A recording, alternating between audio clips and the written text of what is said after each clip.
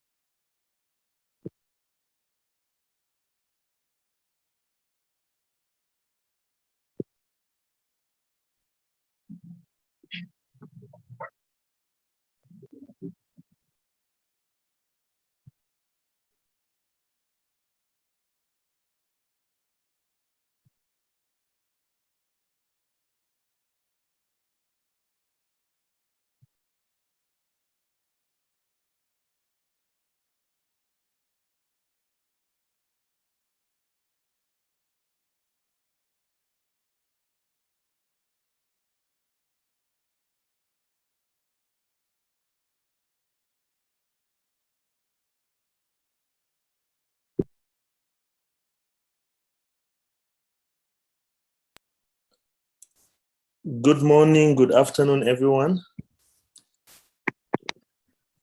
Good afternoon, sir. I hope you're all great. Good afternoon, sir. Good afternoon, good morning to Germany. Good morning. Good morning. Morning from my side, morning. Good to see Uganda, Germany, Nigeria here. That's what we can see here on YouTube, where we are also live right now. Might be other members. I'm seeing three are watching now. I don't know where, but hi. And please use the chat for any questions. Use the chat on Zoom. Use the chat on YouTube. Facebook, we're gonna try to also look at the same time. We are live on multiple channels, so I'm glad we are advancing to be able to have different members in. Hey, welcome. Ethiopia also has joined. Madam Kume, thank you. So we have Ethiopia on, Rwanda on. Hey, wonderful. Rwanda on, Nigeria on, Germany, and I believe more will come on. Let me just actually share this in one of our groups on Telegram. We forgot to do that so that we don't lose some who wanted to join and we forgot. There we are, joined. So we have posted that out.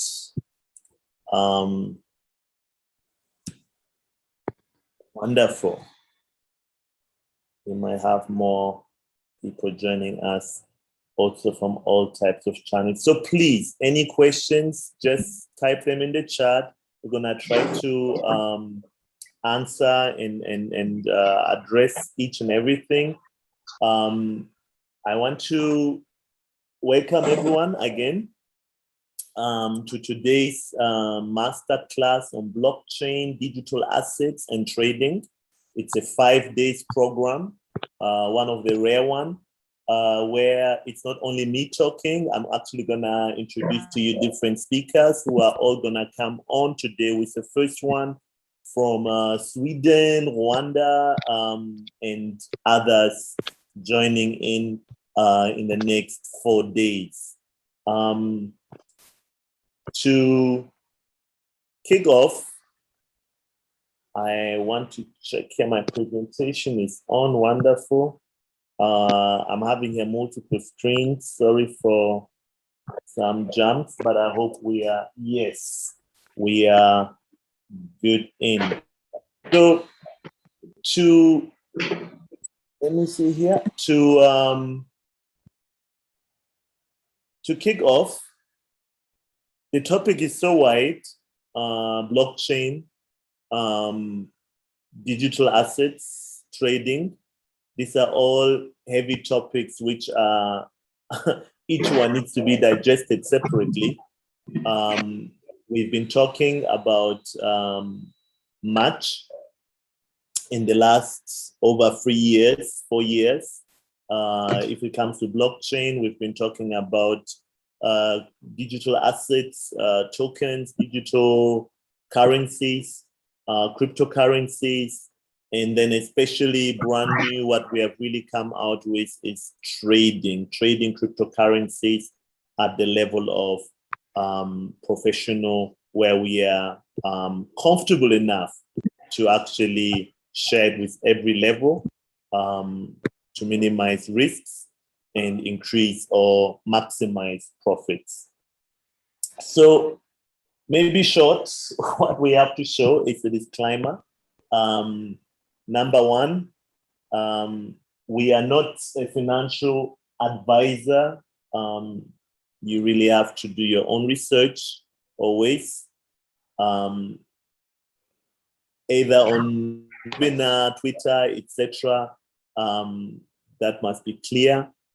So we hold no formal qualification that area. Trade entirely on your own risk. So this one is mainly for entertainment purpose. we have to push this in. Let's jump to our serious, full loaded program. So before I maybe introduce one by one of our speakers, let me jump back.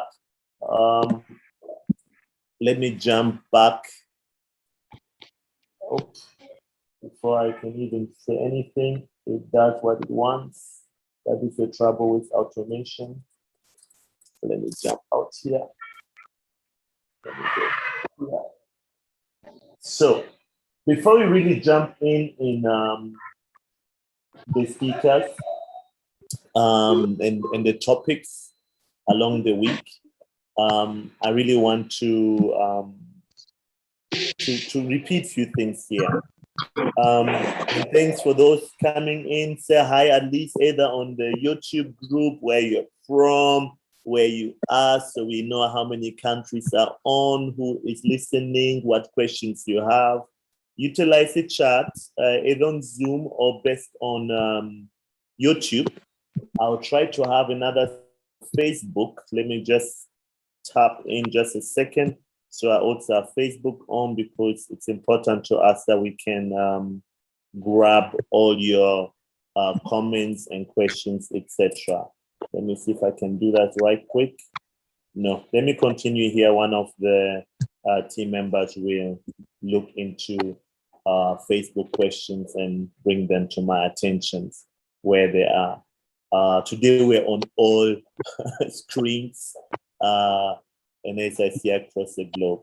So this session now, what I'm doing is really to have you have at least some basic understanding. Today we want that you actually can get a level of foundation so that we can build on it in the later session. In 1 hour's time, we have one of the speakers also joining, where we go into cryptocurrency, introduction basically. Where not possible, I'll do it myself, but I want us to have all a certain level of understanding so that we can build on this day by day. So tomorrow we go deeper into many countries speaking. We have London, we have other countries on, and many topics. But today, at this hour especially, I want all of us to have the basic understanding so that no one is lost along the way. So that's my time right now. I want you to ask questions. It's mixed. It can really go from A to Z. That's totally fine. And then we're gonna get more specialized, let me say, along the days, and then push it from there. Let me share with you the program for those who don't know the program, because I don't think that has been shared outside there. Let me just do that. Just a sec.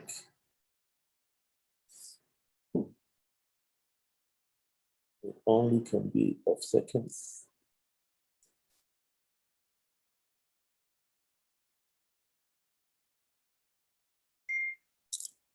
Just a sec. Let me share with you the program. So we have program-wise quite loaded. We really have our main areas we're looking at. I hope you can all see it. Let me zoom in a bit. Let me put off this one here. So our main program really is coming from this week. We're looking here at digital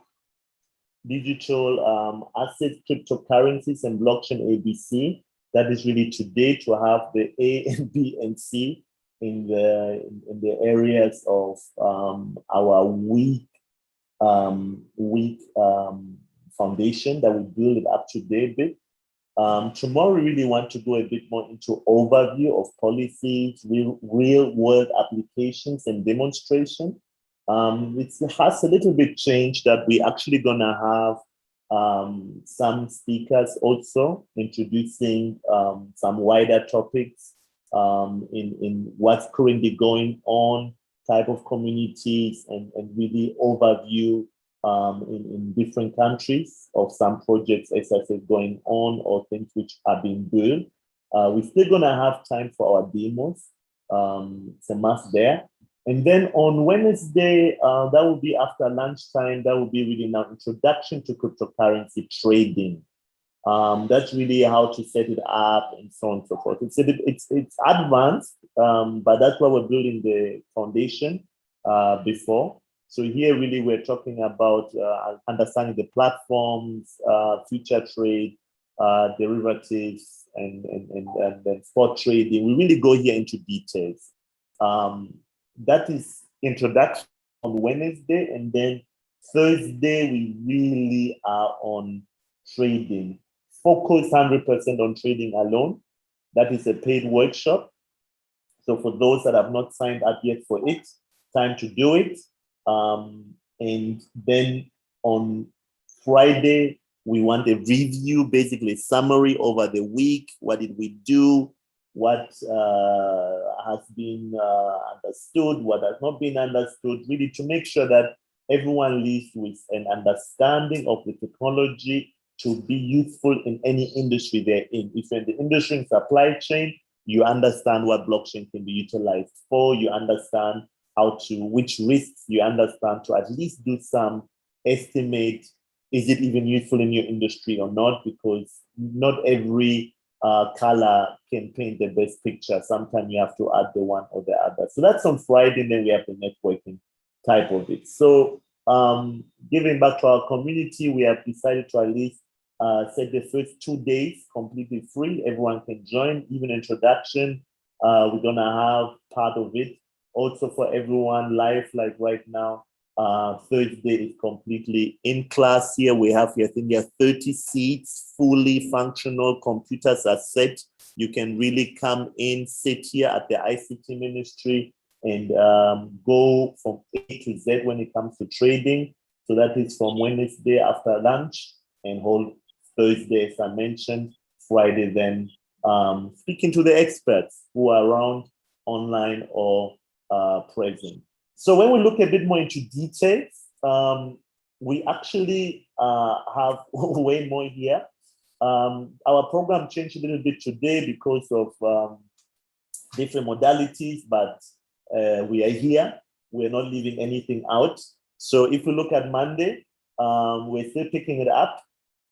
We have, that's basically my session here, which I'm gonna combine a bit. So that's the overview, like I've shared before. Digital assets, token trading. We talk about all that, Q&A, question, answers. We want to go through each and everything there. Then at 12:15, that is actually, we're a bit behind program. That will have been Mr. Desiree to join us. He has a bit limited time, so we hope he can still do his part. And then after lunch break, a late one today. The time, by the way, is GMT +3. That is East African time. So please synchronize with your side. So at 3 p.m., we are to have Mr. Omar on to share with us about Celo blockchain. He's the eco-lead here. And then from 15:30, 16, we just review so far what we got and a review. Tomorrow is a serious program. Every day we start with a review. What was yesterday? What did we get? Maybe questions, etc. That is at least we take 15 to 30 minutes for that. And then we want to see tomorrow with one of our partners and friend from Bedship. They're gonna give us some overview in Uganda, basically, of the market, etc. The title will change a little bit. Gonna be actually more on the target markets and adoption of usability of the crypto space. But that's basically delivered from their side. Then we have importance of cybersecurity, dealing with with cryptocurrency. That's Mr. Olu, who is an expert in cybersecurity. Also one of our friends who has been with us in the cyberspace for a while and who has definitely put his head into crypto and can share here a lot. Then I'm so excited. We're gonna have Madame Kume Chipsa, please forgive me for pronunciation here. She's the founder of Afro Valley. I knew Crypto Valley, but Afro Valley, wow, awesome. So she's gonna really give us here some great insights. I don't want to go into details right now. I'm excited to have her on. And then we have Madame Dawn Grant from London, which I'm very much looking also to this. This is really Blacks Can Move the Needle in the crypto space. There's some hot food being cooked, exciting food, good taste food. I don't know how I can make it more tasty for you, but definitely juicy and tasty. So gonna be awesome. And then we're gonna have Mr. Emmanuel Mugabe from Nicha, where we talk about the local policies in Uganda and so forth. We have Mr. Johnson, he's traveling, so I don't want to give too much here, but I will be on economics in that area. Then we close the day as usual, and then Wednesday is gonna be loaded. We have from Salo, Dr. Markus Franke from Germany. He's gonna be sharing with us about the economics on Salo blockchain. Salo blockchain is really one of the top upcoming blockchains. Not that they are coming up, but actually they're already named. I'm gonna maybe share a word about that later. So I'm really so excited. We have a giveaway session number 1, which is awesome. I think we have actually even 2 of them. So be online, follow, so you can win some of the good prizes, which have all value. Why demo? Because we want to understand what we're talking about. So we want to take time tomorrow on Wednesday and go through some demos. We don't just want to talk, we want to put hand on. And that's also what we're gonna do on Friday. Actually, I wish it wasn't every day. As I shared, we're gonna have the first intro on trading on Wednesday, and gonna be a long one. Why? We want to go deep, not too deep, because it's gonna be 4 sessions. This is really be ready. Be ready. Thursday, then we go deeper, and then we bring on a friend of ours, a cryptocurrency trader for some years, and CEO and founder of Onwards BTC, based in Switzerland, to share with us further depths on crypto trading and so on and so forth. Friday is networking, and demos, and closing time, which hopefully everyone have then has gotten to understand what is the crypto all about. Is it a beast? Is it something? How do I treat it? And so on and so forth. That's it from the program. You see it's packed, it is loaded. I wish we had started at 5 a.m. Just that I might have not been in the best shape, but program-wise, it's a lot, but doesn't stop us to try to go as far in as possible. So let's see, let's go ahead here with our next part. Please, any questions so far? Are you all there? Are you all there? Can you just say hi? I'm there, then I know you are there. Are you all there? In the chat, we have chats, we have Mike. Hi, we are here. Okay, thank you. From where are you, Caleb? Which country are you in? From Uganda. Yes. Hey, Uganda. Uganda is taking over here, I think. Anybody else here? Are you here? Yes, we are here. That's Jacqueline. Awesome. Mr. Kelvin, where are we in? I'm here in Switzerland. Sorry, you're from? Switzerland. Okay, I didn't hear that very well. Switzerland. Ah, Switzerland. Awesome. Thanks for joining. So we're going country to country. We're, I think by now 2 continents. Am I right? We have some African countries here. Germany's here. Switzerland, which is not part of Europe, but still on that continent.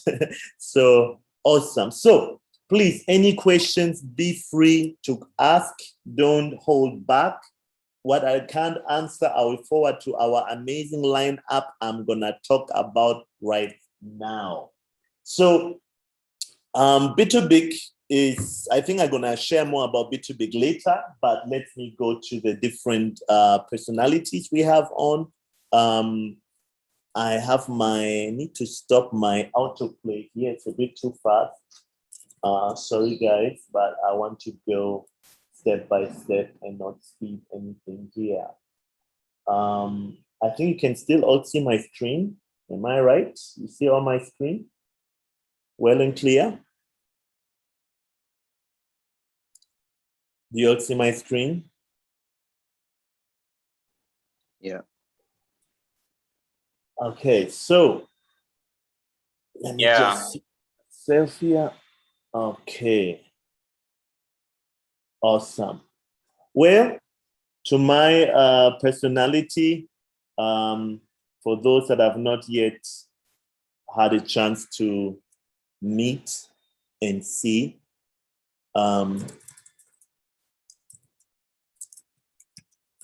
let me just do this.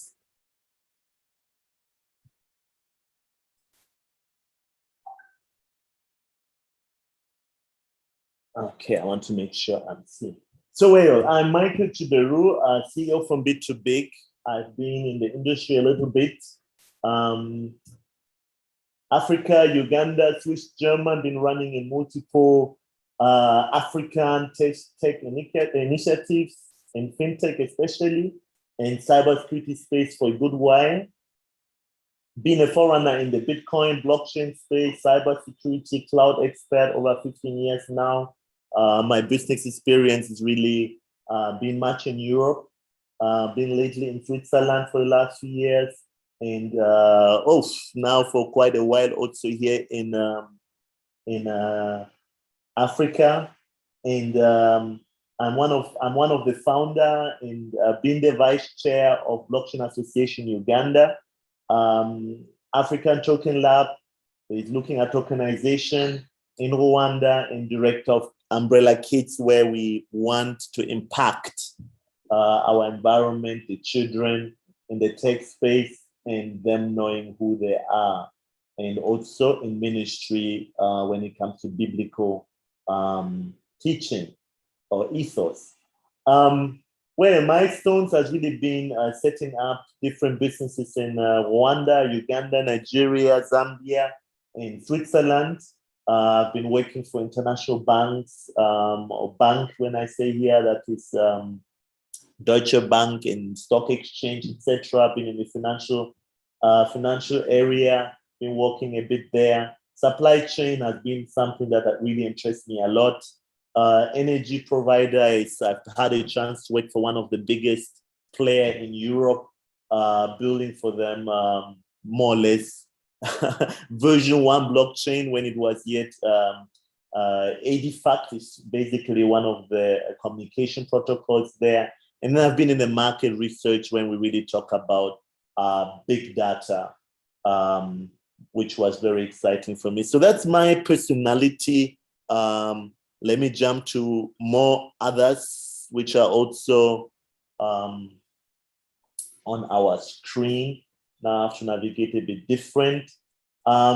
Please, I've not gone any specific order. The only thing I did was ladies first, but the speakers to be known. So that's why I've jumped in there. We have Madame Dawn Grant. She's the founder of Black economics.co.uk. Don't go into details, go to the website, see what she has done, awesome stuff. So she's the founder. It's also offshoots, which include ECO.org and Black-Based.net.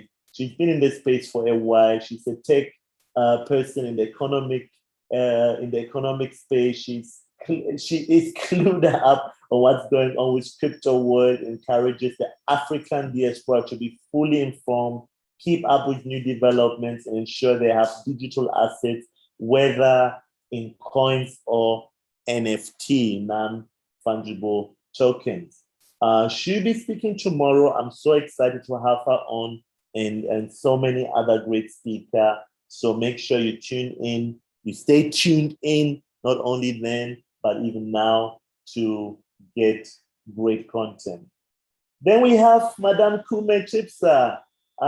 So awesome to have her on. I think, I don't know which type of marathon she's running, but I've been seeing marathon literally on events happening currently in the space, and she's definitely one who is to be watched closely. She is an innovator and pragmatic distributor with strong passion for technology and its capacity to transform society and economy in was founded blockchain-based organization 2018 to use it as a platform to disrupt interconnected sectors such as agriculture, energy, transport, finance, telecommunications, and social welfare system in Africa with the first market adopter, Oromia region of Ethiopia, and its massive resources that's yet to be tapped. And I have to say that I've been in Ethiopia a bit involved in CSAM, and I got to know a little bit about the industry. Awesome country. I think there's a lot of potential. So happy to have her on. So she's the founder of East Africa Blockchain Event, which is the first event featured in 2021, dedicated to the business of blockchain and crypto economy, connecting policymakers, tech innovators, researchers, and the youth to understand challenges and opportunity of our blockchain future. I think we should give an hour to talk because this already is a lot what she's doing, which is in awesome work. So I'm very excited to have her on tomorrow, especially, and hear from her really straight what's going on in the industry. She's well informed, and I can't wait to put my ears on as everyone else does it. Mr. Desri, very interesting personnel. I had the chance with him to work with him actually in Rwanda, and awesome innovator with his mind. I'm always excited when I have a chance to talk to him. He has become too busy, but today I hope he can give us some time. If not, we push it where definitely we have him on because he has a lot to share. So Mr. Desri is advisor Africa Blockchain Institute, board member, blockchain technology Rwanda, and educating, rising awareness, training. He focused on capacity building and innovation-driven initiatives with local stakeholders on everything. I like that, everything blockchain technology and this distributed ledger of trust, with a particular focus on researching what turns crypto hype into real value for citizens. Currently, remotely ensuring this role. He's also market development consultant and startup mentor on new technologies and app development for startups accelerated under the European Space Program Agency, utilizing such as AI, blockchain, virtual reality, Internet of Things, quantum theory-based technologies, and GIZ. That should be deal. So I think this man is loaded with a lot. I don't want to say more. He should talk for himself, and you ask all the questions that one can ask from such a smart mind in those areas. Then we have Uma, our very own Ugandan ecosystem lead at CLab. Don't know where all these files come from. Okay. So Uma, Uganda Eco Lead for CLab, that is CELO. He joined CLab in 2020. Prior to joining CLab, Uma worked with Ugandan Telecom, Ugandan oldest telecommunication company, for 7 years. Wow. In the commercial department, focused on customer service and client relationship management. His experience spans from client-facing to back-office roles, supporting the enterprise team across a variety of client portfolios in government, wholesale, and carrier business, corporate, SME, retail business. As an ecosystem lead, he focuses on partnerships, collaboration, growth, and adoption of Salo within the community, Salo's community. So I think you should think by now already, wow, we should stop here, but no, we have more. We have Mr. Paul Lewis, co-founder and CEO of Bedship Holding. He's actually already with us. He's gonna share awesome insights. I already shared that on the program. Looking forward for him to speak, to share with us. He's loaded with practical knowledge on the ground, not only theory. Don't want to speak for him. He will. He's co-founder, as I mentioned, of Bedship Holding Limited. He's an IT specialist with more than 6 years experience in the digital currency space. If you're looking for someone who bought BNB, I think at $60 and below, he is the man. Don't rob him of them, the tokens. I think by now he must have exchanged them for others. But if I tell you both at that rate, you can imagine what that means.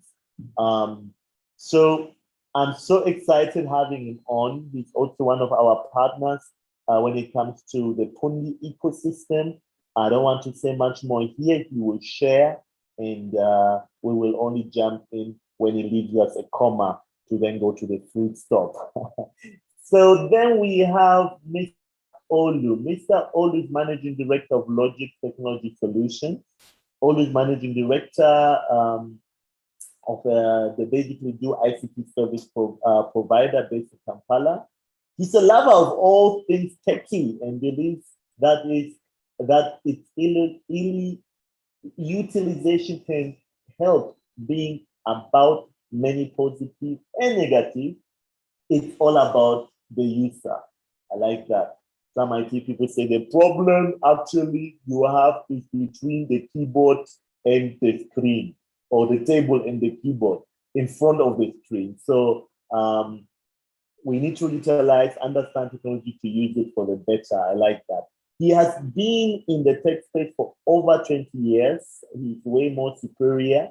I need to go for lessons to him. And yes, he has seen and heard of many amazing developments, but it can be argued that none is more impactful than that what we're talking about today, cryptocurrency, blockchain technology as a whole. Otherwise, like everyone else, he's here to learn and share the little he can. And it's not little, I can tell you that already. It is loaded also. Let me try to clean the screen here a bit to have the painting off. Guess that was by mistake. Can I do that here? Yes, let me see where. There we are. Okay. Let's go to the next. Then we have Mr. Dr. Marcus Franke, partner C-Labs Economics. So excited to hear his share, which we'll have on Wednesday, if I'm right. So he has been working on Salo almost from the start. Wow, he joined C-Lab in 2018. He's coming from the economics and finance background, also worked for some time as a trader and portfolio manager, and now focuses on protocol economics and stability. Wow, he's looking forward to interact with the community here and to answer any, did you hear that? Any questions and around economics and the Salo assets, that is Salo US dollar, C euro. Wow. I think this is really where you go deep in. If we talk about token economics, you have to understand really how a project can grow. you project into the future, look into economics, look at the interest, and so on and so forth. There's a lot into it. So myself, I think I'll have at least my 500 questions ready. Let's see who has more to really ask, because a chance like this is not every day. And I'm so happy to have him on the session as shared. Mr. Emmanuel Mugabe, he's a manager information security operations at National Information Technology Authority, Uganda. I'm so excited as he will join us, I hope also in person, to actually share what's going on ground. NITA is the organization that knows what is happening in the country of Uganda and the neighbors, actually, in many areas. And I will add more content, currently confidential. So I'm so excited having him on. He's been moving with us in the cyberspace and also in our last blockchain and cryptocurrency conferences. I've not seen him for a while. He's such a busy man, but I'm so happy that he'll be with us to share, and you can understand what's happening on the ground. We still hope, actually, FIA, which the FIA is the Financial Intelligence Authority in Uganda. We really hope they can also join us. We were a bit last minute, but we hope that they can give us some highlights on what's going on in this space when it comes to digital or virtual asset provider, as it's called by their name. And last but not least, we have Christian on Switzerland, founder of Onward BTC. Onward BTC is the best trading community in the crypto space. They're all in one package. You need to trade Bitcoin and crypto profitable. I think that's a statement. We should test it, please.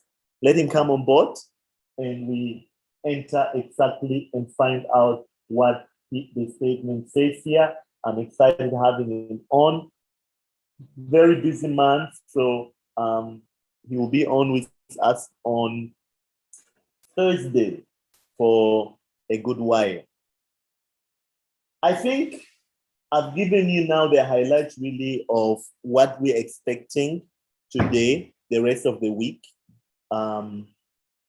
If someone is excited yet, it's me, definitely. And I hope you also see much value already. We want to create much value in this space, because if we don't move, we will be moved. So that's something I really want us all to benefit on most. So let's look a little bit about Bit2Big, but more important, please, questions. Are there any topics that you have on your mind? Like, hey, you know what? Please, I need to know more about this thing. I need to hear more about this area. Please pull in this speaker because he has it all, what I miss, etc., and so on and so forth. Any questions, comments, or areas you think you wish to get answers on, please. We have the chat open. You can unmute yourself. I want this a bit more interactive today. Tomorrow, you're gonna get, not only tomorrow, a whole package of content. And while we can, we want you to articulate your questions, comments. I'm gonna run further, but in short, what is your interest? What do you want to see us cover, look at more? So that we make sure we touch base on it. Any questions so far, or anything not clear? That's my question here. Any comments? I want to be sure I see the YouTube comments. I see the Zoom comments. Anyone watching the Facebook too? I want the Facebook too. Comments. If not, we just jump into the next part. Let me check the Facebook side of it.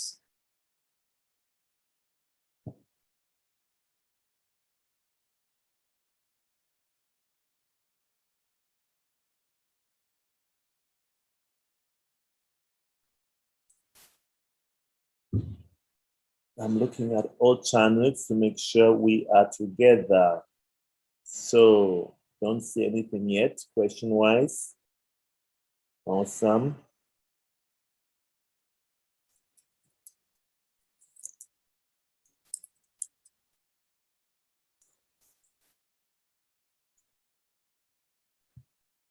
Okay, so let's go a bit further. I see Mr. Regan is joining, but his mic is not on. I hope it will work. Let's go into some mix of this awesome industry we are to talk more and more about.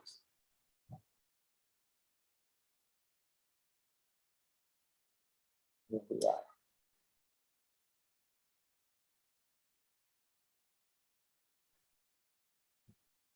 B2B has different products, different services, starting with a point of sale terminal and also a cold wallet, which is the B2B asset card. I will not share at this point much about it. We'll leave it to one of our partners to share more, but it will keep coming up. The attendees, especially for Thursday, get a card, each one. The value of it is $25, about that's 100,000 Ugandan shilling. It has to be specifically activated for everyone, so it has to be in person. So make sure you grab yours while you're with us and don't lose out on this opportunity. So what we do is blockchain trainings such like this. We train from A to Z, understanding the technology, the utility, the advantages. I don't know where these advantages are, but if they're there, we will also share that. And we really want someone to sit comfortably in their office when they talk about policies. We want someone to sit comfortably in their position as architect and know and understand really what the opportunities are, and also say no to the technology when necessary, because they know and understand, okay, it's useful here, but it's not everywhere useful. It's not a pill for each. It is a pill for many areas, but not for everything. So we want to reach that level that we have that understanding. We have the trading signal and training. So we do trading, cryptocurrency trading. Here, really, you learn about cryptocurrency trading from A to Z. For this, we have done our work in the rabbit hole, where we want to make sure that it is for profit. So we actually introduced the loop principle. That's basically living off your project, off your profits, rather than living off your salary and you have to run back for it. Let your money work for you, basically, and then live from the profit it provides.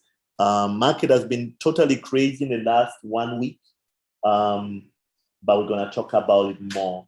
We have signals. Signals, basically, we give you the instruction, what to buy, when to buy, and at what rate to buy it, at what rate to cash out, at what rate to stop, to limit your risks. That's something we are now offering, and that goes to the point that actually you have and trade the funds on your own. We have gone as far that because of trust challenges in the past, especially in the African context, because of limited knowledge and misusage of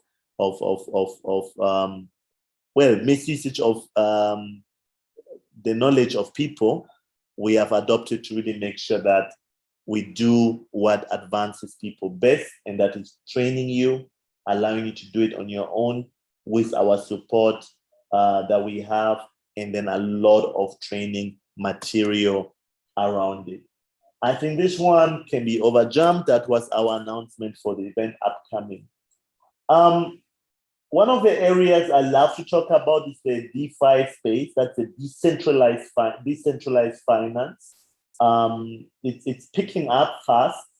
It is an awesome technology. I don't want to talk too much about it right now, but I want everyone to know about it and utilize knowledge in this area. Hey, we are here in the chat. Chat us up and say, hey, please tell us this, answer us that, tell us about this token. I'll be happy to talk or leave it to one of our top people. This is part of it. Blockchain-driven decentralized finance solution arrived in 2020 when open banking is still birthing. This is really more when you have looked at open banking. It's been a process where it's been a bit politically pushed also, maybe with good ambition at the beginning to have banks open up their technology or access to the APIs, that is to be able as a fintech or a programming company to do a program like an app or website that can utilize the data the bank is holding to offer clients services. So open banking came up, hey, please, we need this to do this and that. But it has been a slow birthing, and decentralized finance basically brings what open banking has been discussion, but not seen much. We have different partners. We have partners and friends, Celo, blockchain, and so on and so forth. Bybit is one of our top exchange we work with for different reasons. I'll go into it a bit. That is really reasons are written here already. You can register and get an extra bonus. I'll go over this on an extra slide on Wednesday. But we should, well, when is the latest? You at least register and see that you get your bonus. Celo, as I shared, is a foundation, nonprofit organization based in the US. It supports the growth and development of the open source Celo platform, Celo blockchain. Guided by the Celo community tenants, the foundation contributes to education, technical research, environmental health, community engagement, and ecosystem outreach activities that support and encourage an inclusive financial system that creates the condition of prosperity for everyone. It's an awesome, as I mentioned, project that is more than that, actually. So I will not talk much about it. Umar will do today. And the other days we'll also hear more and more. It's a project also Bit2Bit has become Celo Alliance member for prosperity. Gonna share more along the way. But now you have at least had the Celo what's all about. When it comes to trading, like I mentioned, we have partnered with Onward BTC, and the rating is just awesome. Basically, one of the rating for they rate all cryptocurrency trading communities out there, and the rating for Onward BTC was, if you're brand new in the crypto trading, these guys are the best for you, period.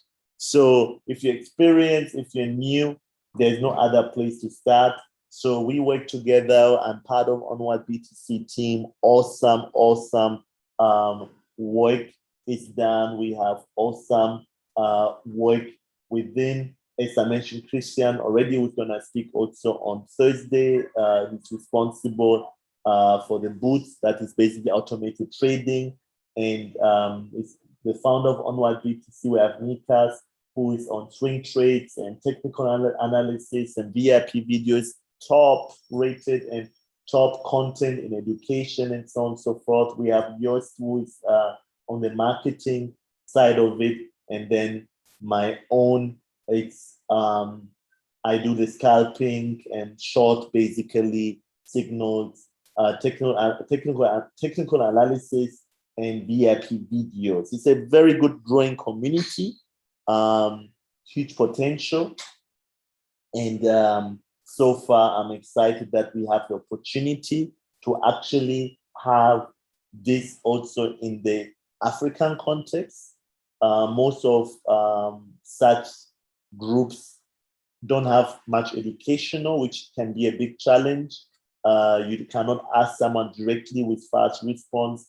Everything is really different here on Onward B2C. You join, you have, I think, 9 groups. I mean, you have the technical analysis for the pros who want to go deeper. You have the short-term signals, profit basically in short-term, long-term. You have VIP chat where you can ask each and everything, get in touch with the community. You're on Bybit, which is a derivative trading. You have VIP videos. I mean, it's a lot. And one has to really digest one's part of them. I want to make a short break here before I go further.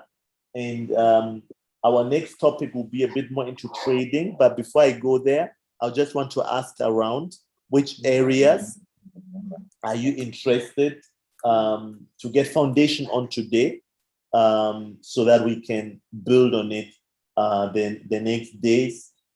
Questions so far from what has been shared, suggestions, etc. That's the best time to comment, to speak out so that we make sure we embrace it, incorporate it, or answer what you have so far. If you're a total beginner, welcome here. If you have been trading for some time and you're an expert in this space, welcome here.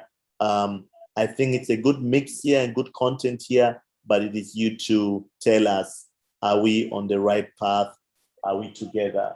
So I just want to ask around, just ask in the round, are we together so far? Are you seeing it useful? Do you see yourself, yes, this is it? Expectations so far, you see where we're going? I met questions that I can answer or touch base right now. Please unmute yourself or write in the chat. I'm just right here to answer or talk briefly about before we go to a needed break.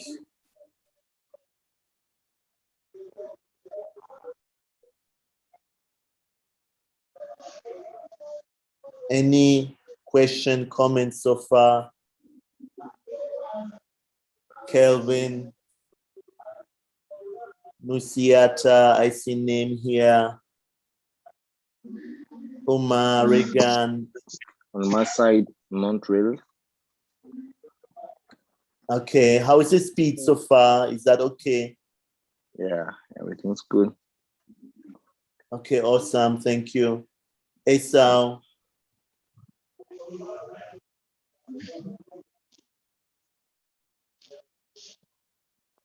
Hello. Yes, please. Yes, how are you? How are you, sir? I'm fine. How are you? Where are you from? I'm from Uganda, Mbarara City. Oh, awesome. I just been there a few days ago. Welcome. Thank you. How is it going? How is the lyrics so far? All understandable? Any questions? Not really, not really. I'm very fine. Okay. Please feel free to chat, to comment, so that we make sure we go together on this same journey to get better understanding and the depths that we want. Nusiata Regana is not connected right now the way I see. Mr. Austin, any comments, questions so far? Speed is okay? Question mark.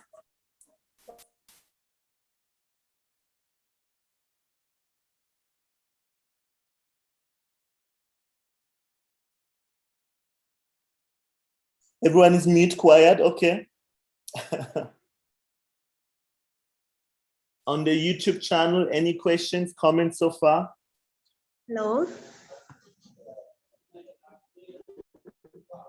Hello, Okay, can you hear me? Yes, we hear you now. Welcome. Okay, thank you so much. Sorry about my voice. It's just that it's very cold and it changes because of the coldness. No problem. Yes, my name is Nisheta from Uganda. And welcome. okay, thank you so much. I appreciate the presentation that you've made today. And my question goes about DeFi. So when will it start being tradable in Uganda? Okay, wow. Thank you. Decentralized finance, when it comes to really understanding it and going deeper into it, it's something I think you can actually never really digest it in full because it's so loaded. But hey, let's jump into it. I like the question you have asked, and I want, as I said, that we have some foundation today so that we can build on it in the next few days. So, do you have any beginning or any foundation already, or it's at level A and I start at A to explain it a bit? Not really, just that I'm someone who likes mining from different platforms. So I wanted to try it out, just that I don't know whether it will be benefitable because I've not yet seen it being traded in Uganda as per now. Okay, no problem. Let me look up just a slide, just give me a second and I will get to that. Any other question are welcome in the meantime while I'm looking up some good material I can share about decentralized finance. This is the right time for question, comments.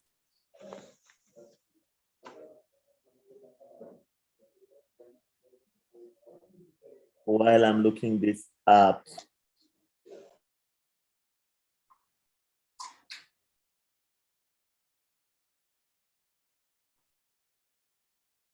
Omar, I see you're also online. Question, comment, any area to dig deeper?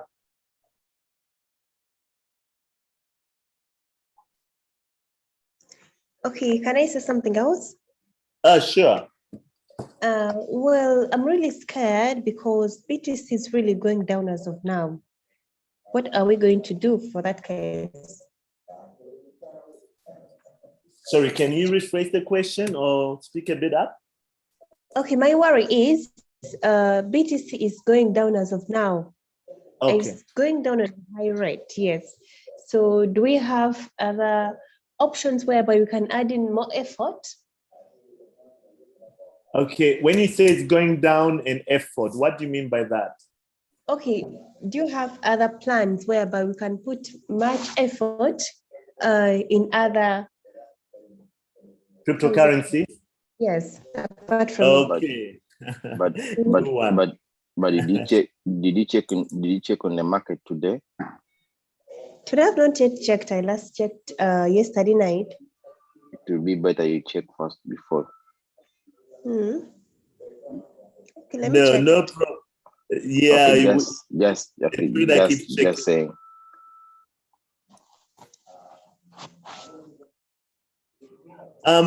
To answer that one, Nusiata, I mean, depends what really you do. When Bitcoin will always go up and will always go down, and that one every 5 minutes. So it's the nature of the token, and those who understand it, they benefit from it. Those that don't understand, they don't, or they just benefit by luck. That fluctuation is actually what, for traders, is the advantage, because you can trade when it goes up, you can also trade when it goes down. Not only that, there are different ways you can utilize Bitcoin. So let me say it has gone up to $65,000. You can trade it and put it into USDT, for example. And then when it goes down like now it did, now it's rising again. Actually, I need to check my trade. I have every day my trade must be ongoing. At least I try to. The other days I've stayed out because my prediction was quite right. Yesterday I just told them I said from 35 on I'll jump in. Too bad my stop loss jumped in, but I was quite right here. So it's the nature of Bitcoin, and there are many. I mean, if you look at the stock, it's almost the same thing. So you can't put like efforts in the sense of push the price up or down. That one whales can do. But here we're looking more at, I think your question is, can I trade another token? Ethereum performed very well. for quite some good weeks. Is it That is available another. in Uganda Sorry? right now? Is it But operating in Uganda as per now? Zero. you're asking if it's better? I'm asking if it's tradable as of now in Uganda. I'm asking about Celo. Oh, Celo. Yeah. Celo, you see, the cryptocurrency is not something which is in one country. This is something which is like has a wide range. In this case, it's internet-based. So if you can buy Celo in Uganda, yes, you can come to us at Post Office Counter 25 and buy Celo token. There are also other options which are coming up. There's a decentralized exchange and so on and so forth. So you can basically walk in Uganda at Post Office and say, hey, I want to buy my Celo of, I don't know, 50,000 Ugandan shilling plus and get your Celo in your wallet. So we do that in Uganda. We have also a team in Rwanda and in Nigeria. So yes, you can. But if you utilize internet, let me say you just want to buy online, you could buy at Binance, at any DEX, not any DEX, some DEX, and so on and so forth. So yes, it is. Thank you so much. May God bless you. Very welcome. Katusime Prosi, welcome. You had a question or comment?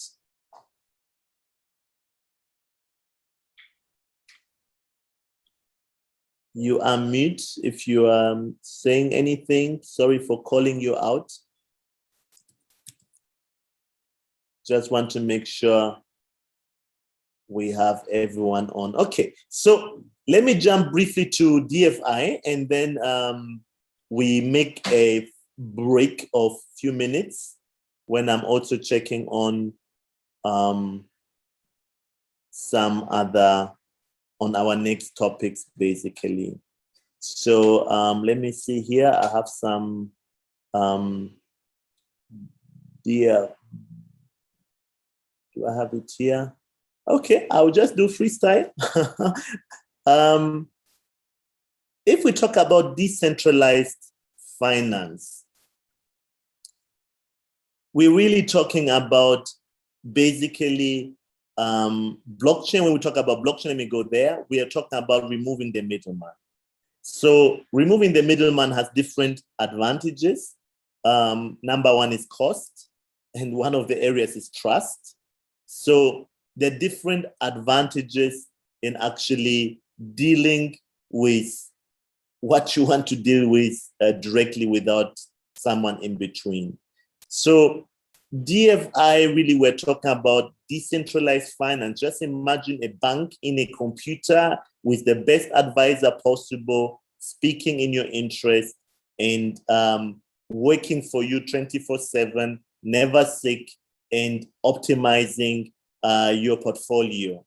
That goes with different things in here. So if we want to understand decentralized finance, we basically, let me give you some examples in the space.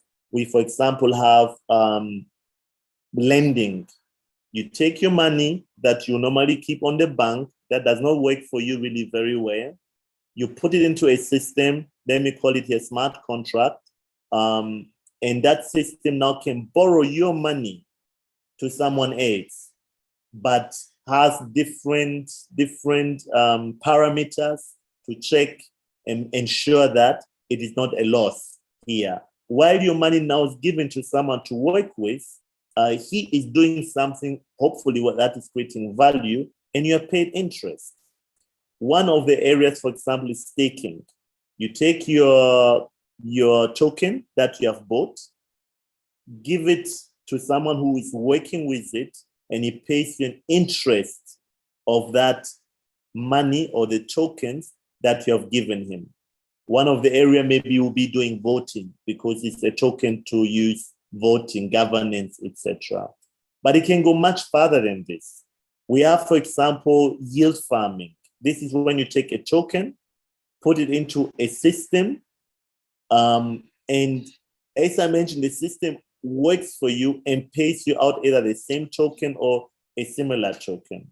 We have, for example, liquidity, providing liquidity. I don't want to go too much there. I actually want to really show you examples.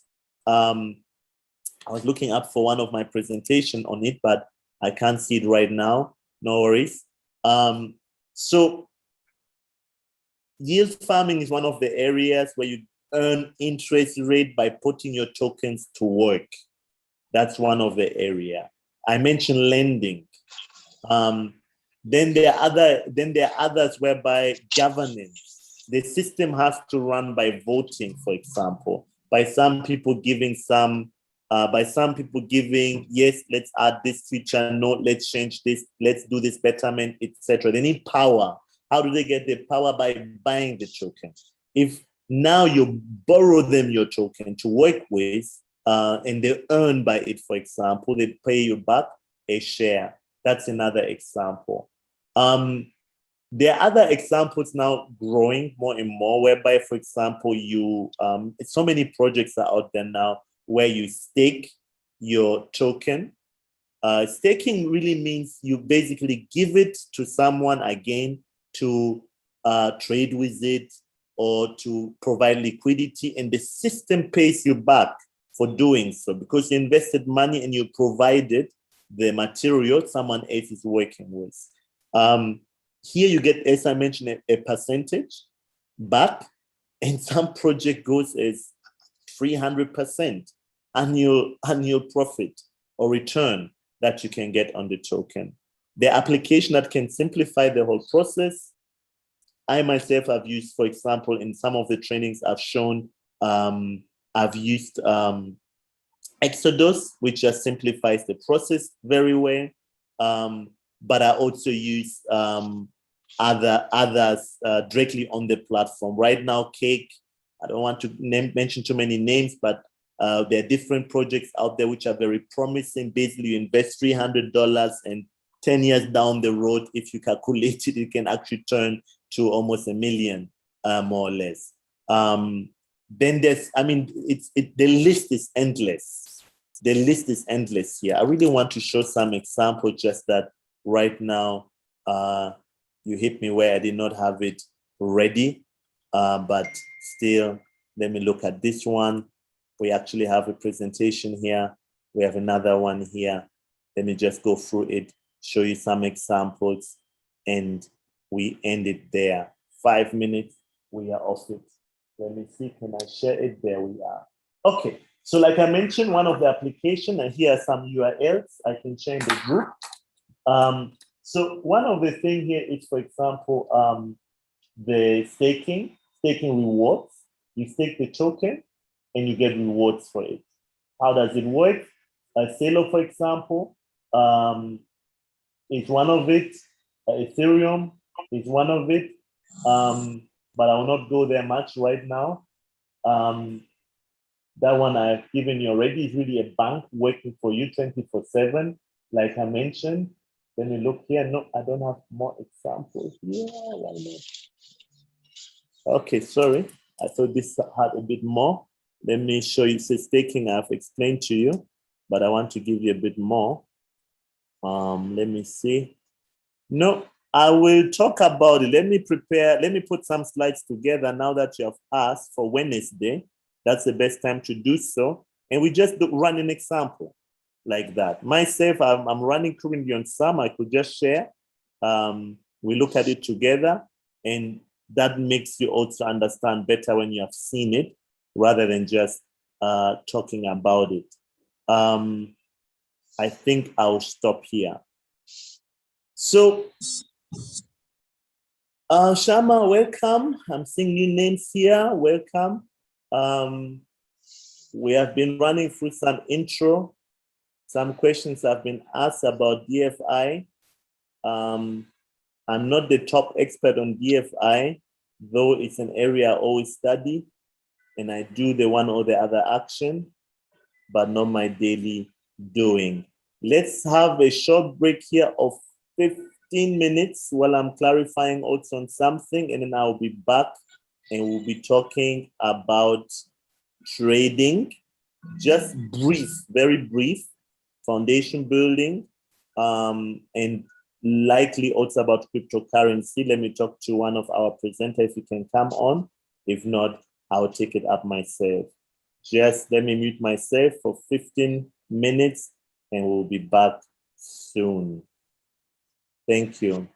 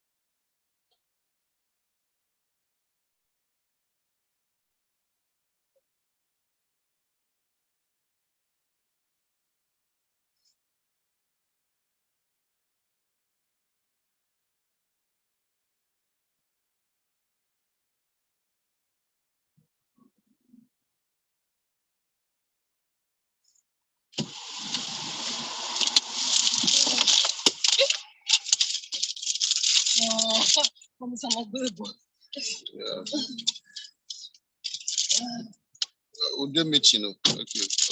Don't make a break for this.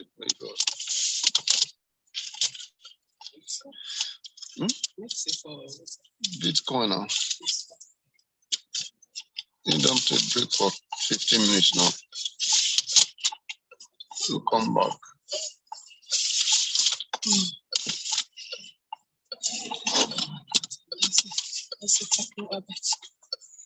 One of your colleagues enter just now. I see. I don't know. A man, a big woman. The blessing of woman.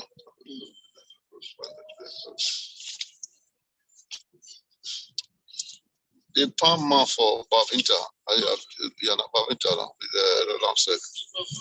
You call now. I don't know. He says, see, I was settled now. I my telephone number. I say, yeah. I say, what you can do about the price in the management market? Because I would have the office separator. I said, no. I said, okay. Talk to my office. I mean, say what? He said, no, they reduce now. No, not the next one to take. Say no reduction. Really? So Toya is spamming on the bus. You're not you don't talk well now. The only one we fit compare now. The one for listening. Making to see how big that one is. That one, you say you don't take that day. No, not take an hour. So that's 5 minutes for just 5 minutes. I'm not spending 5 minutes. Just 5 minutes. You look like this. You make like this.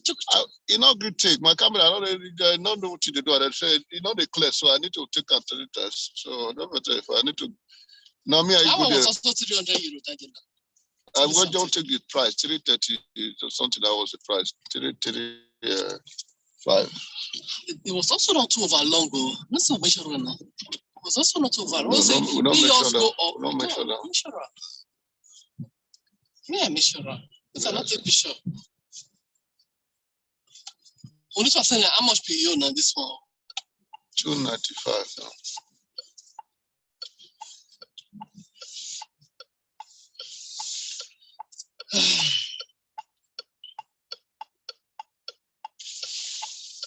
Bitte gedulden Sie sich einen Augenblick. Sie wurden in Wartestellung gesetzt. Bitte gedulden Sie sich einen Augenblick. Sie wurden in Wartestellung gesetzt. Bitte gedulden Sie sich einen Augenblick. Sie wurden in Wartestellung gesetzt.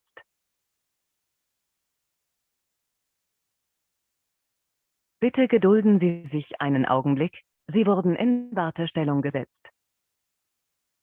Bitte gedulden Sie sich einen Augenblick. Sie wurden in Wartestellung gesetzt. Bitte gedulden Sie sich einen Augenblick. Sie wurden in Wartestellung gesetzt. Bitte sich einen Augenblick. Sie wurden in Wartestellung gesetzt. Bitte gedulden Sie sich einen Augenblick. Sie wurden in Wartestellung gesetzt. Bitte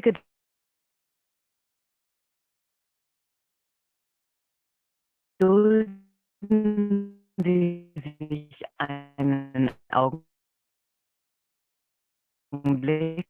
Sie wurden in Wartestellung. Bitte gedulden Sie sich einen Augenblick. Sie wurden in Wartestellung gesetzt.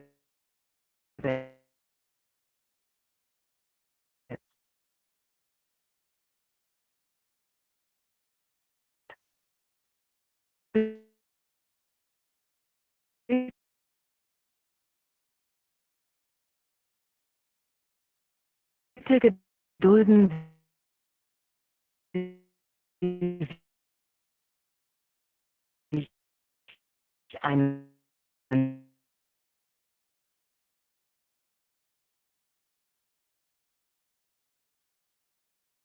Augenblick. Sie wurden in Wartestellung gesetzt. Bitte gedulden Sie sich einen Augenblick. Sie wurden in Wartestellung gesetzt.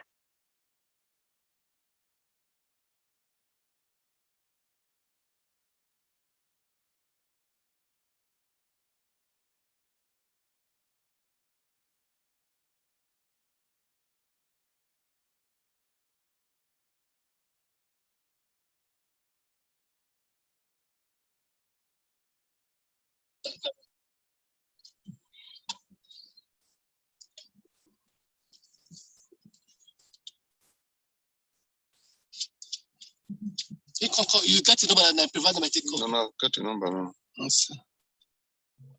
I see your place to put your number. You're a businessman. So this is what I do today. So you don't go. My fetish. Deadly garden, fish to pizza. And I don't work on this force on this. Whether I just put my alarm flash.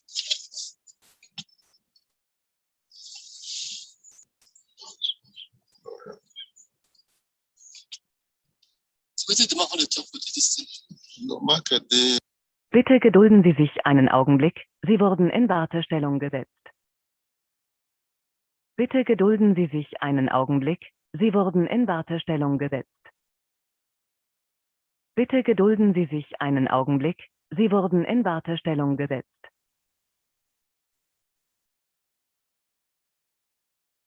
Bitte gedulden Sie sich einen Augenblick. Sie wurden in Wartestellung gesetzt. Bitte gedulden Sie sich einen Augenblick. Sie wurden in Wartestellung gesetzt. Bitte gedulden Sie sich einen Augenblick. Sie wurden in Wartestellung gesetzt.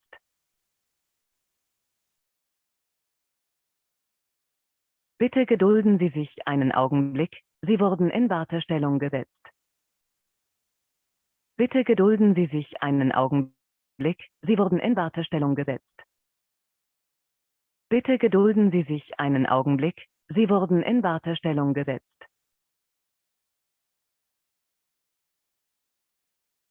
Bitte gedulden Sie sich einen Augenblick. Sie wurden in Wartestellung gesetzt.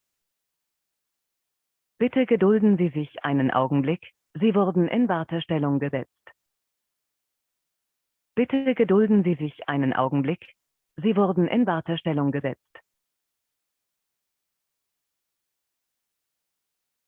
Bitte gedulden Sie sich einen Augenblick. Sie wurden in Wartestellung gesetzt. Bitte gedulden Sie sich einen Augenblick. Sie wurden in Wartestellung gesetzt. Bitte gedulden Sie sich einen Augenblick. Sie wurden in Wartestellung gesetzt. Bitte gedulden Sie sich einen Augenblick. Sie wurden in Wartestellung gesetzt. Bitte gedulden Sie sich einen Augenblick. Sie wurden in Wartestellung gesetzt. Bitte gedulden Sie sich einen Augenblick. Sie wurden in Wartestellung gesetzt.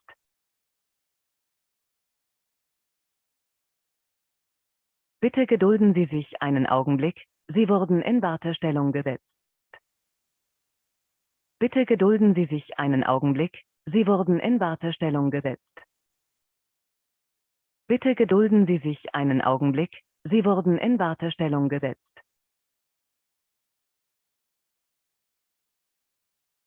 Bitte gedulden Sie sich einen Augenblick. Sie wurden in Wartestellung gesetzt. Bitte gedulden Sie sich einen Augenblick. Sie wurden in Wartestellung gesetzt. Bitte gedulden Sie sich einen Augenblick. Sie wurden in Wartestellung gesetzt.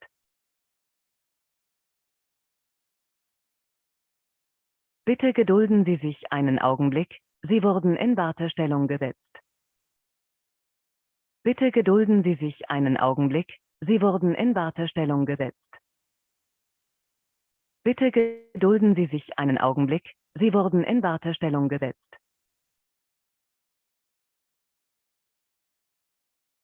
Bitte gedulden Sie sich einen Augenblick. Sie wurden in Wartestellung gesetzt. Bitte gedulden Sie sich einen Augenblick. Sie wurden in Wartestellung gesetzt. Bitte gedulden Sie sich einen Augenblick. Sie wurden in Wartestellung gesetzt.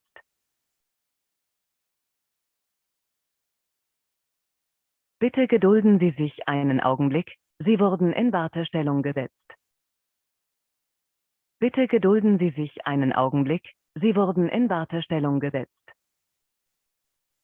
Bitte gedulden Sie sich einen Augenblick. Sie wurden in Wartestellung gesetzt.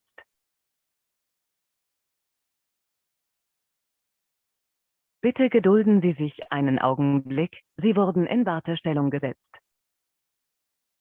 Bitte gedulden Sie sich einen Augenblick. Sie wurden in Wartestellung gesetzt. Bitte gedulden Sie sich einen Augenblick. Sie wurden in Wartestellung gesetzt. Bitte gedulden Sie sich einen Augenblick. Sie wurden in Wartestellung gesetzt. Bitte gedulden.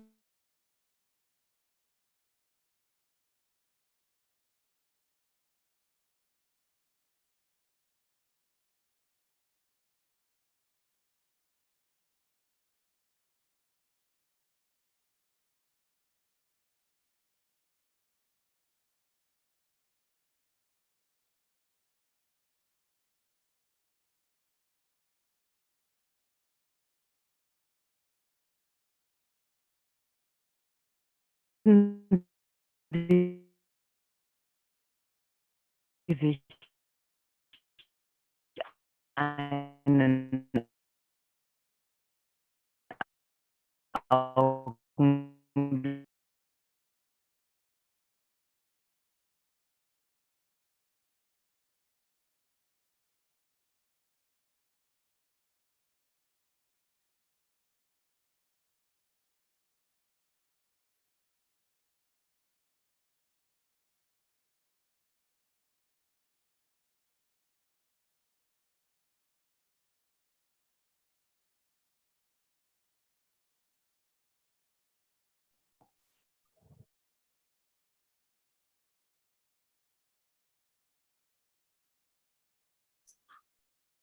Hello, everyone. We are getting back to our next session.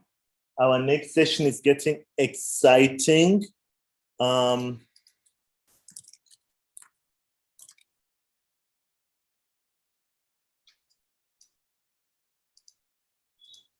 We have our next speaker getting ready to join us. In the meantime, let me tell you a little bit about him. He is, let me just share something here directly. It's easier than say it. There we are. Let me share with you.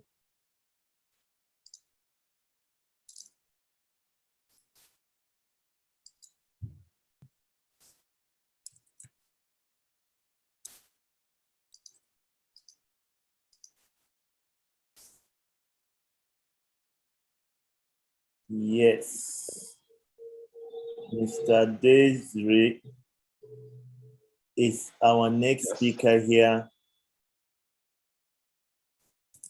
All right, can you hear me well? Hey, Desiree, welcome here. Great to have you. Thank you very much. How are you? I'm well, thank you. How are you? I'm good. Just setting the last few slides up and just getting ready to start in maybe a couple of minutes or something. Just giving a few seconds the time for people to join. And you, how are you doing wherever you are? Which country are you in now? I am in Sweden. Okay, welcome from Sweden. Awesome. Thank you very much. I'm just seeing our members have still gone for the break. I think they're still there for 5 more minutes, but they should be joining us in a short while. In the meantime, I'll give you access to share so that you can take over.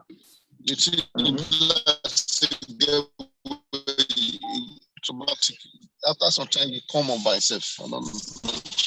No, I can't really understand very well what has been said. We have some other members here speaking.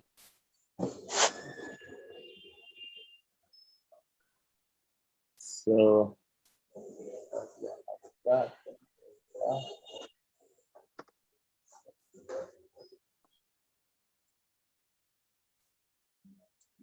okay, you should be actually able to share. Let me leave my sharing so you can take over.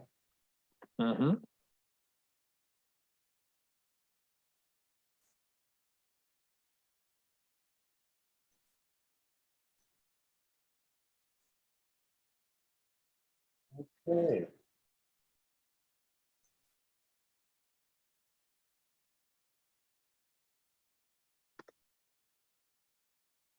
Can you take over to share? Do you have the... How do we proceed for that? Because I don't see any changes in the option. So how do you see? Make as host. I've added Let you me as see. host. Maybe, yes, I think it will be fine. Yes, I can share my screen, absolutely. So I'm gonna share it. Perfect. All right.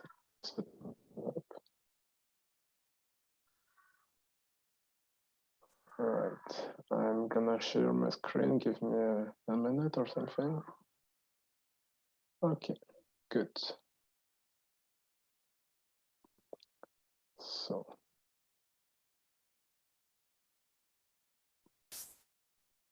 Have you been able to go to share screen? Yeah. Do you see it? Do you see my screen? Not yet. Because I'm sharing it. So it's it should have been possible to be shared. And you don't see my screen shared. All right, let me try again. I'm seeing you. It just was on, now it went off. Okay, now? Yes, should be visible. Do you see it?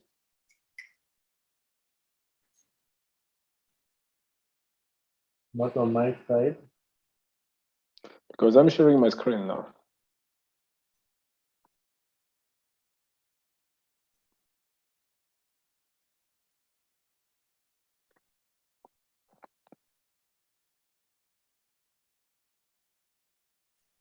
Maybe you can ask in the audience, does anyone else see my screen? No. Okay. We see share, but we don't see that. I don't know why.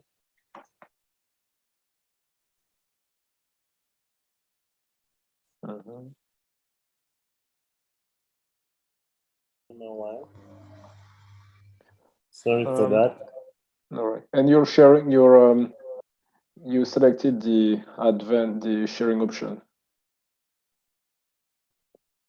Sorry for that. And you're the sharing option. Hmm. And you're option. Hmm.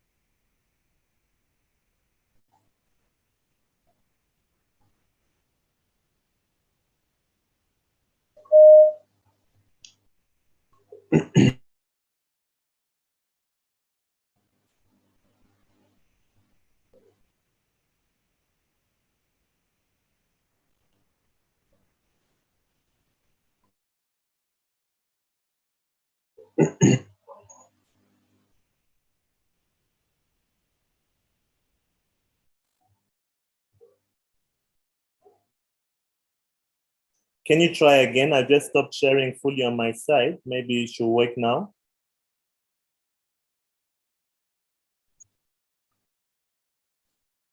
I will try again. Can you try again? Mm-hmm. Yeah, yes, that's what I'm planning to do.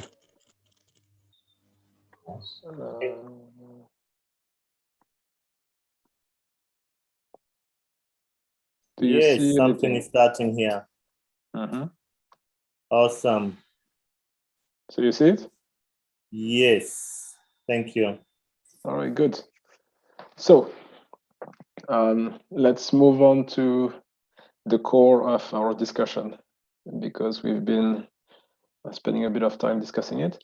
Maybe quick question to the audience. Can anyone tell me has anyone read the Bitcoin white paper sent in 2008, I believe, by Satoshi Nakamoto? Or at least covered it a little bit.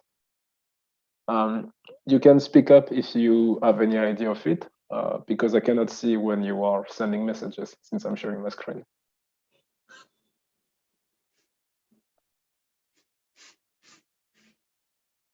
Okay, so back in 2008, I don't remember exactly the date. I think it was the end of 2008, maybe somewhere, sometime in December, so nearly 2009.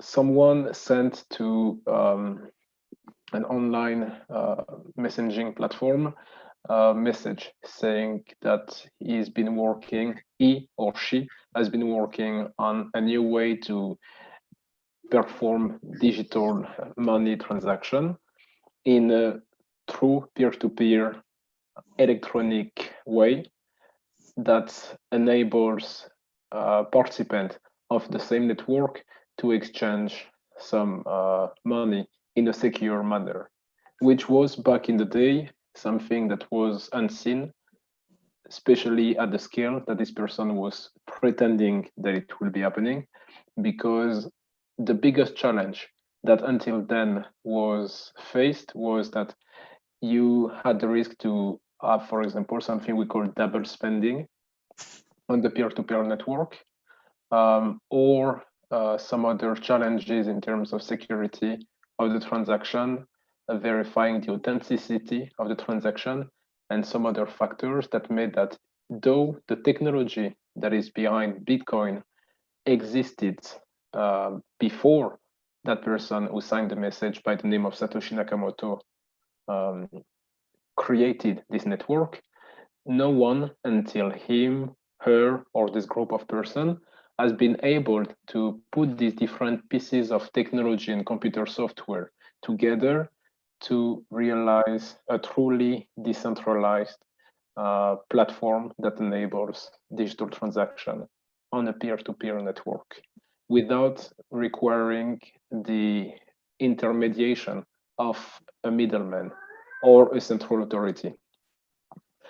That person realized this performance by utilizing some of the core principles of that many of the cryptographer, computer scientists, and participants in this ecosystem back in the days were already working on, among which something called the proof of work that I'll be presenting a bit later on, that basically validate the creation of a new block on the network. There are concepts around cryptography that already existed before Bitcoin, but that have been implemented in this new technology, a new shift, paradigm shift that was used to secure the transaction. Concept that I won't discuss here because we only have 1 hour and I'm trying to keep it as high level as possible, but that are key of both the technology and the cryptocurrency that is built on top of the technology, like hashing, private key, public key, and some other security concepts. So at that moment came up Bitcoin, which is a cryptocurrency, which for many of you probably already know, is the most popular globally known today application of the underlying technology that is called blockchain. So to make things clear, blockchain, sorry, Bitcoin are connected, but they are not interchangeable. These are different concepts, but they are complementary. Blockchain is the underlying technology, a bit like a database, but that has the characteristic of being distributed, decentralized, and some other key features that makes it unique until today. And Bitcoin or many other altcoin or stablecoin is the illustration of that technology. And often technology finds its most popular and practical use through money or means of payment, which is why when Satoshi Nakamoto came up with this breakthrough, he illustrated it through Bitcoin, which today, for the information, has a market cap that, well, this is actually a presentation that I created maybe a month ago, at least this slide, but I also updated it for this, for what we're talking about today. But by then, which is not that long ago, actually, it was when Bitcoin was still above 50,000 USD. As you all know, since few days now, Bitcoin and the whole cryptocurrency ecosystem has crashed to some extent, where today I think the value of Bitcoin is somewhere around 37,000 USD. And most of the cryptocurrencies are also quite low in their value, which is not a bad thing, actually, to be honest, because beside the part, of course, where many people lost some money, I think there are important things to keep in mind. First things first, you should invest in things that you don't understand. So if you or people you know are willing and interested in investing in crypto, I highly encourage you to educate yourself in what is cryptocurrency, first of all, but also understanding the technology that powers cryptocurrency, because blockchain is more than cryptocurrency. But for what we're interested in the context of this workshop, we'll be focusing on the use of blockchain for payment transaction in the digital fashion. So moving forward, 2008, the birth of Bitcoin. 2021, Bitcoin hits 50,000, 60,000. It will go up and down. What I would highly encourage you, besides obviously educating yourself in the crypto, is to also think that this is a long haul game. So you're in it for the long term. You can make some profits with the fluctuation of the crypto, but you will also benefit, I believe, in the long run if you manage to resist the temptation to sell your coin as soon as there is some pressure on the market. Because considering that when the crypto came out, there was a fixed finite amount of cryptocurrency that was created. In the case of Bitcoin, I don't remember what is the market cap, but it's above the currently $1 billion in terms of value. And in terms of amount of coin, there is a finite amount that has been created, which means that every X amount of time, there is a reduction of this finite amount. Recently, there was the another halving of the amount of crypto Bitcoin that was available on the market, which meant that what was available has been divided by 2, and there will be another halving in a few years' time, and so on, until the amount of Bitcoin is completely distributed in the economy, since that's the purpose of cryptocurrency. It's not to just remain in the virtual realm, but it's also to be applied and used for real-life purpose, for people to be able to purchase assets, to exchange, to trade. My dream is when Bitcoin will find an actual use in the market beyond the trading aspect, but actually enabling us to buy and sell goods and services, but in a way that can be predictable. So not with a value that changes from one day to another, stable and verifiable, and many other aspects that currently the traditional financial market allows through fiat currency, but that is currently centralized using central authorities and middlemen, which is fixed in a way by the use of this decentralized, trustless, permissionless technology.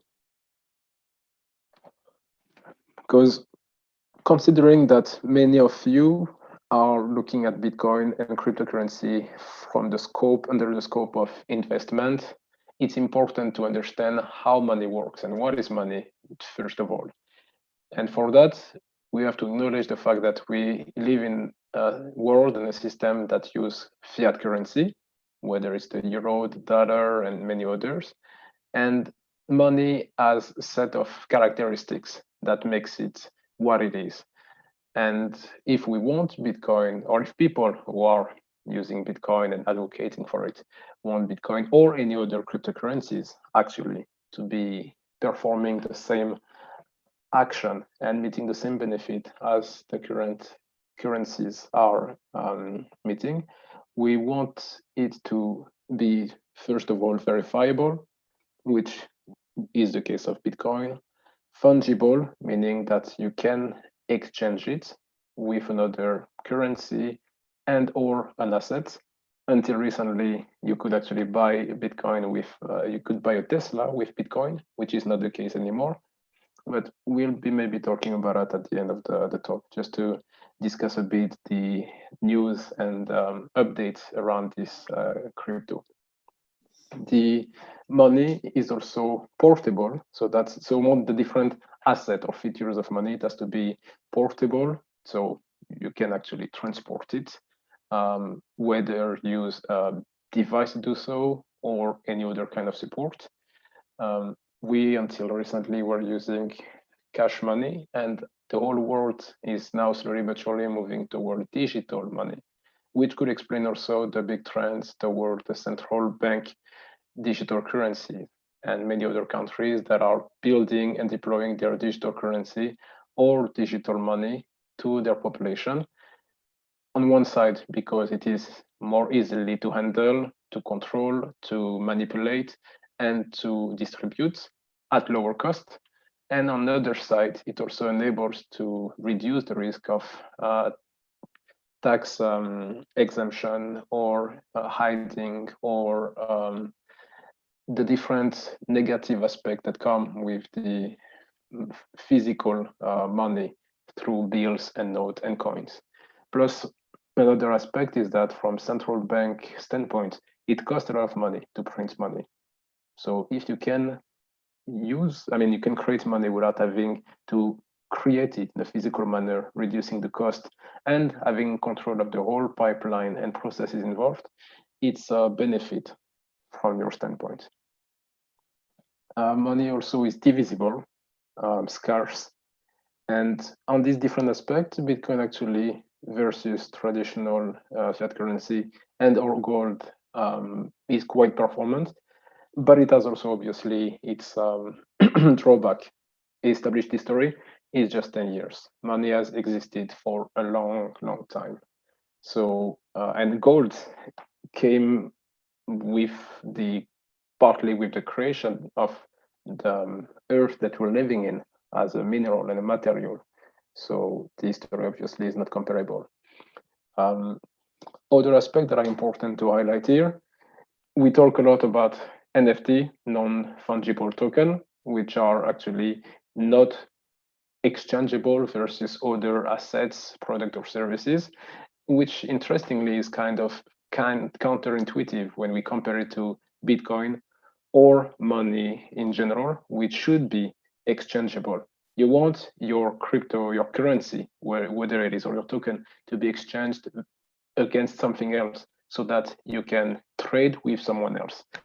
The whole point of NFT is to not enable it to be trades without, while still keeping, to not being trade, because regardless of who you'll be delivering it to, you still have the identity of the person who created this token imprinted into this object or service that embed this token. It's an interesting philosophy. It's not the topic of this discussion here, but I encourage you to think a bit critically about what this means and about the philosophy also behind. I'm personally a big advocate of the philosophy that came to give birth to Bitcoin as a cryptocurrency, but also the whole ecosystem, as a whole, and the technology that underlines it. And I encourage you to do the same, to develop this critical thinking so that when someone comes with the next generation token or the new programming language that powers the next distributed application or so on, you can critically consider whether this makes even sense, if this has a future beyond the purely trading aspect, and what can you do with it besides trading?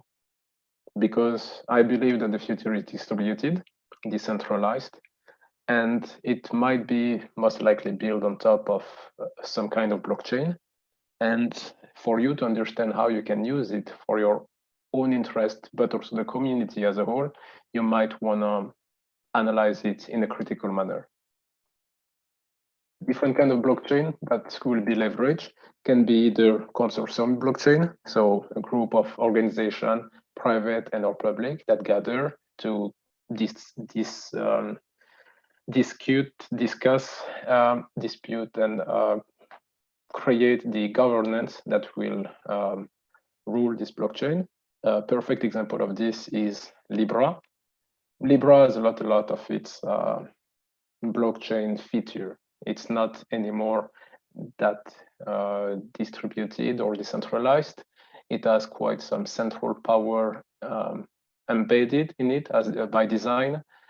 It has had to remove a lot of features that would have make it the next big thing in the blockchain ecosystem. Like, for example, handing over to the community the governance of the Libra itself and making it open source and some other aspect. So today it looks a bit more like a traditional fiat currency, but using distributed protocol and algorithm that are characteristic of the blockchain, but that actually perform less good. I mean, not as well as the competition. So the question is, why would you actually turn towards Libra if you have alternatives that are either more distributed, decentralized, that are more censorship resistant, permissionless, and many other aspects, and even technologically better? This is something I think that we'll be seeing in the next future. Semi-private blockchains, it's a mix between the public and the private blockchain. The private being when an entity, private organization typically, or maybe a government, is then creating the blockchain and therefore making it a permissioned blockchain. So you have to ask for the permission to be part of the network and to edit, access, write, and delete the data. And the public blockchain is, with its best example, the Bitcoin network. That is open to everyone. Anyone can mine a block, which obviously has also its drawback. It's, for example, one of the reasons why there is this big debate today about how Bitcoin is not green and consume a lot of energy. If anyone can come onto the network and mine their own block, therefore it increases the load on this network and the mining capacity increases also. I mean, the mining capacity doesn't increase, but the number of miners increases, which result in higher environmental impact on the environment. Of course, this argument can be discussed when we only talk, for example, about how much energy or environmental impact the traditional fiat currencies are creating. There is no fixed number currently in any literature. So it will be difficult to argument that the way we're currently printing money is better or less bad than Bitcoin or any other cryptocurrencies. But since the majority of the people do not know the technicality behind how a Bitcoin is mined, the argument that Bitcoin is not good for the environment, in one side is right. It is not indeed the best way to use energy supply production because it puts some pressure on the network, and the algorithm of the protocol proof of work is not very flexible, is not the most optimal, and is not scalable. But then, obviously, since there is nothing to compare it with, because we don't have the data to the way the traditional currency is mined, it is difficult to then argument. We can only say it's not good for the environment, but we cannot say compared to the way we currently mine money, it is not good for the environment. That's because we have to see things from a holistic, high-level perspective, not just focusing on one item and forgetting the other because it's just interesting and easy to do this way. The way the network operates is by leveraging what we call consensus algorithm. So the member of the network vote in a certain way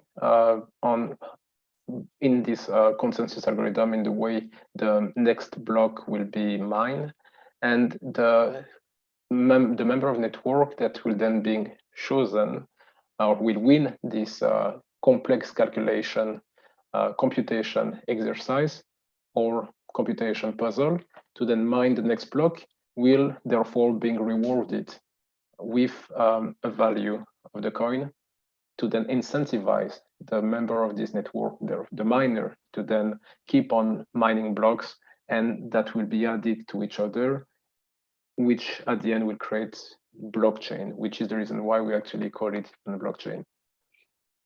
The drawback, obviously, is that if you collude with other member of the network who are miners to gather your resources to then keep on mining over and over and having a higher control of the computation to then being able to mine again and therefore get more rewards and so on in I would say, self-fulfilling circle, you will end up having the mining pool that are, at some point, if they decide to work all together, having more power than the rest of the network, which will then result in what we call this 51% risk or 51% attack, which I will be talking about in a few minutes. The alternative to it, or another protocol that can alternatively make this consensus algorithm more scalable and therefore more future proof, is what we call proof of stake, where instead of having all the miners that have the same mining power and therefore all adding their mining rig and so mining hardware onto the network, pumping and producing energies and so on, you actually select a few validators that will then be chosen to mine the next block. And these validators will get a reward according to the coin or the value that they own onto the network. On one side, it might sound a little bit too selective and maybe not that equal and fair as the proof of work would be, where everyone has the same way. But the practical application is that on the proof of work, currently, we end up having some kind of centralization of the power, the computing power, which therefore illustrate in the whales that we like calling them, owning a big share of the Bitcoin network value. So what makes it special and what attracts more people onto the network and makes it very difficult for any newcomer to being able to get a piece of this reward that will actually makes it even worth it to start mining the coin. While for proof of stake, by selecting few validators, you don't put that much load on the network, at least not as much as for proof of work, but you might be ending up rewarding people who own more, therefore kind of making that the richer or the more powerful will then keep on mining, because these are those who have the higher value in coins, and being those that will keep on being selected for mining in this proof of stake processes. This is the way it can be illustrated. An example of coin that use proof of stake is, for example, Cardano. An example of coin that use proof of work is Bitcoin. The key features that I mentioned earlier, to put it simply: decentralized, distributed, transparent. You can check the Bitcoin network at any time and seeing what are the new blocks that have been mined. Trustless, which at first, when I heard it, sounded a bit counterintuitive. Why? I mean, it's about trust. What do you mean by trustless? To put it simply, is that you don't need to trust the system to use it. Because what is the biggest, I believe, characteristic and strength of the cryptocurrency network and technology is that you don't need to rely on a central authority or a middleman to validate whatever transaction you want to operate. And on this network you actually can operate without needing to have the central authority, which is what we mean by this trustless. And immutable because all the records are printed on the network and cannot be deleted. It has its pros and cons. Therefore, when you decide what kind of cryptocurrency or let's say blockchain network you want to implement, you have to think first of what is the problem you want to solve before thinking of what is the solution you want to apply. Don't start with the technology, the product, the service. Think of what is the challenge that you would like to fix, that you want to tackle. And then you can think of the technology in second.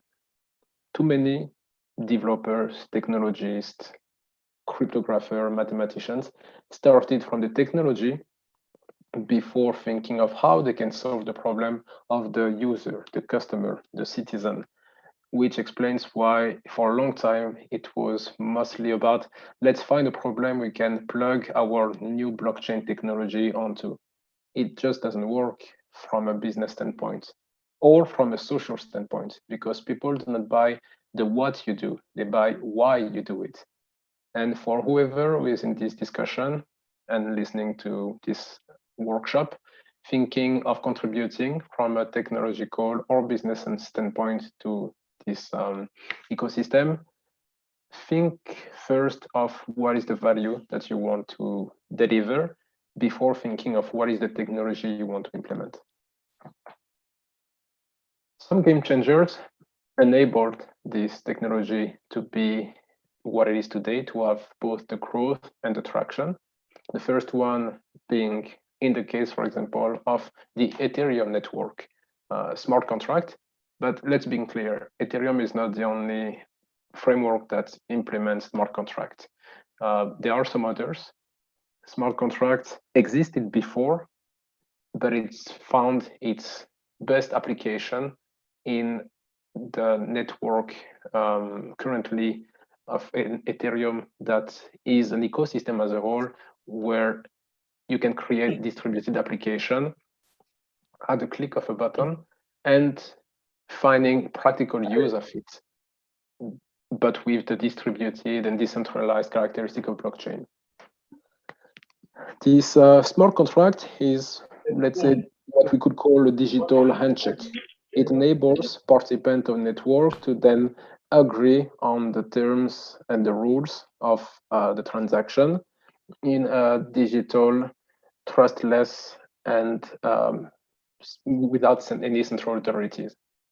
And that is one of the key features that makes, for example, that we can see the use of blockchain in the legal industry for validating some legal documents, in the administrative sector for enabling exchange of documents without having to rely on third party to check the document, to validate it, and then to send to the other department and so on, resulting in inefficiency, lack of productivity, increase of cost, delays, you name it.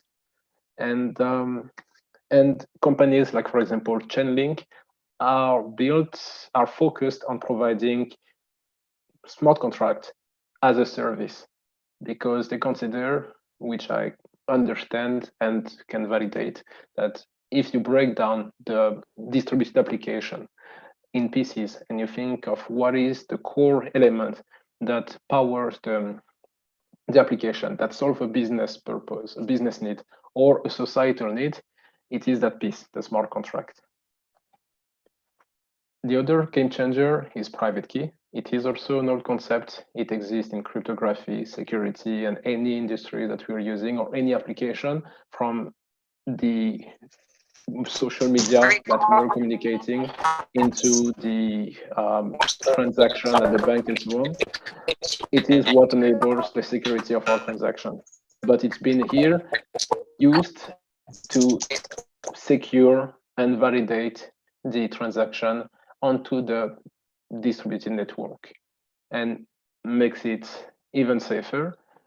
Of course, its security and safety having increased over time by resisting to multiple attacks of hackers and improving onto it which makes that today, even if there will be or there is another cryptocurrency that has maybe or potentially could reach a bigger market value of Bitcoin, none currently has resisted for this long to malveillant attack of hackers, and therefore has proven through its security to being resistant to from a technological standpoint.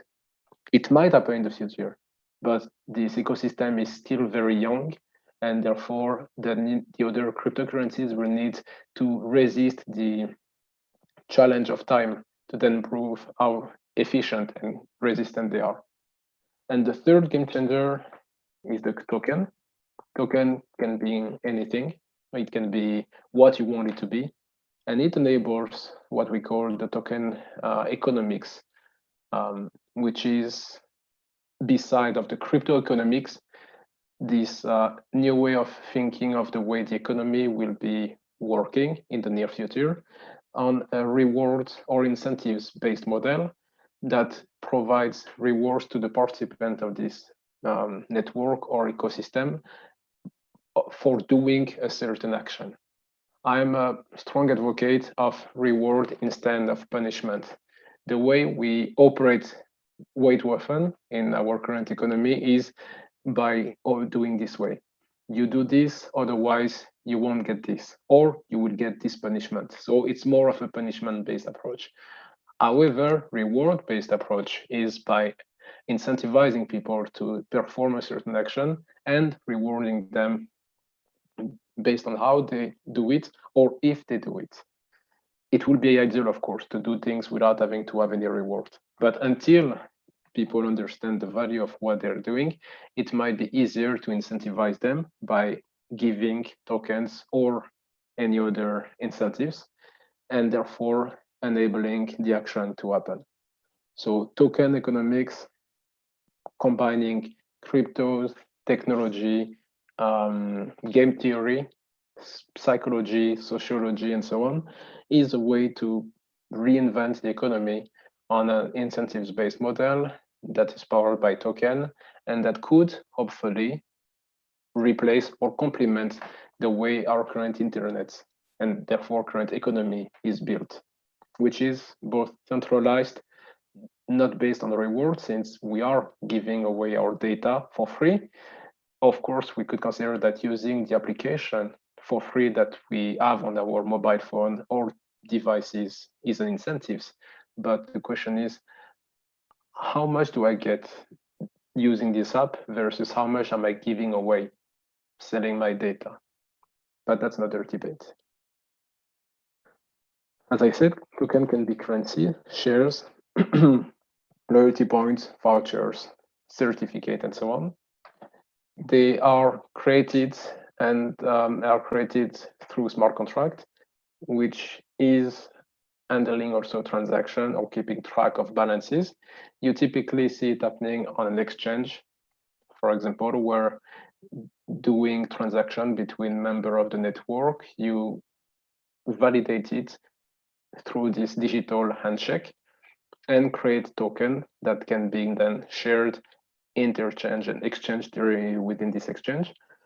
I like the concept, for example, of central exchange, because central exchange are centralized entity that holds our decentralized token. Therefore, it is also kind of counterintuitive when you think about it, because there is this beautiful phrase that says, not your key, not your coin. In a centralized exchange, for the need of having an easier user experience, which I completely understand, we've given away the need, the need to remember or hold our key to a third party, which then in return enables us to create an account in a very easy and seamless way by sharing our email, creating our account, and therefore starting buying and exchanging cryptocurrencies.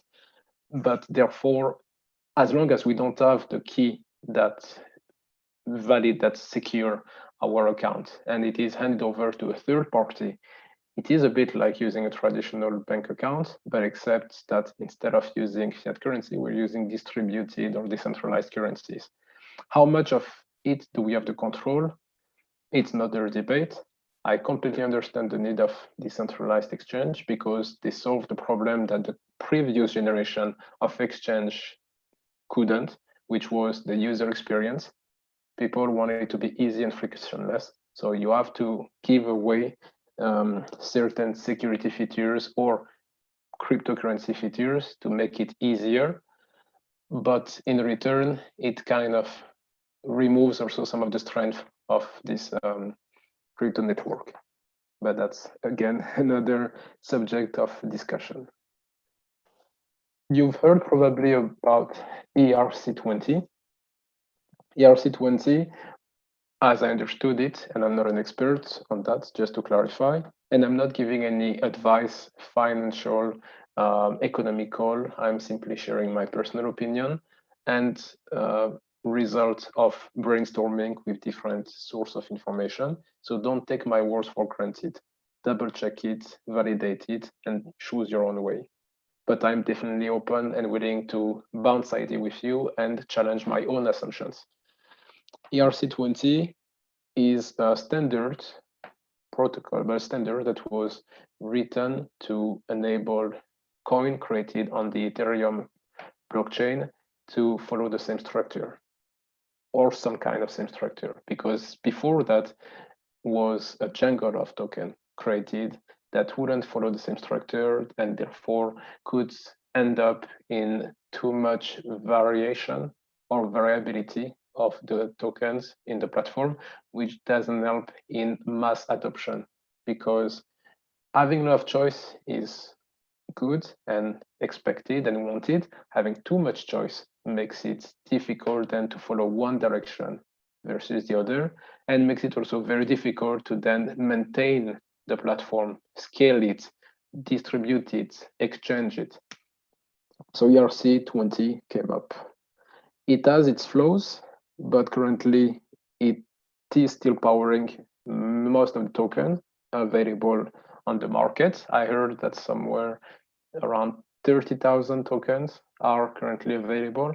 Maybe probably it has increased since the material I followed was a few years ago.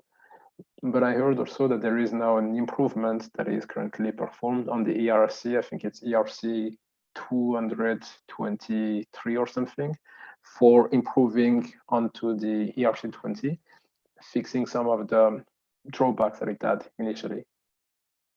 Another example of how easy it is to create a token is this website called Token Factory, where you can actually, by entering set of field information, creating your own token and using it for the purpose that you deem interesting. It should show you how easy it is nowadays to create it. I mentioned distributed consensus earlier, therefore I won't be spending too much time here.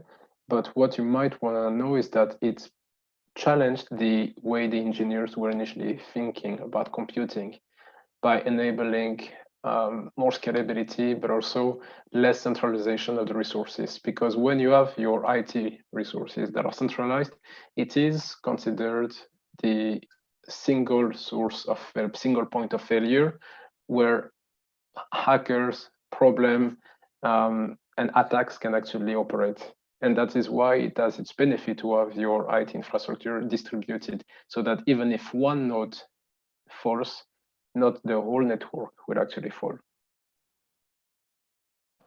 Here are some concepts of distributed computing, which I won't get into much details, but just know that the characteristic of a distributed computing system is that it's a group of computers working together to achieve a unified goal, a bit like a society or network. And this set of goals is written through rules, procedures, protocols, and so on. The goal of distributed system is to make the resource easily accessible, to hide the fact that these resources are distributed across network, because you don't want to expose all your IT architecture to malveillant actors. It has to be open and scalable.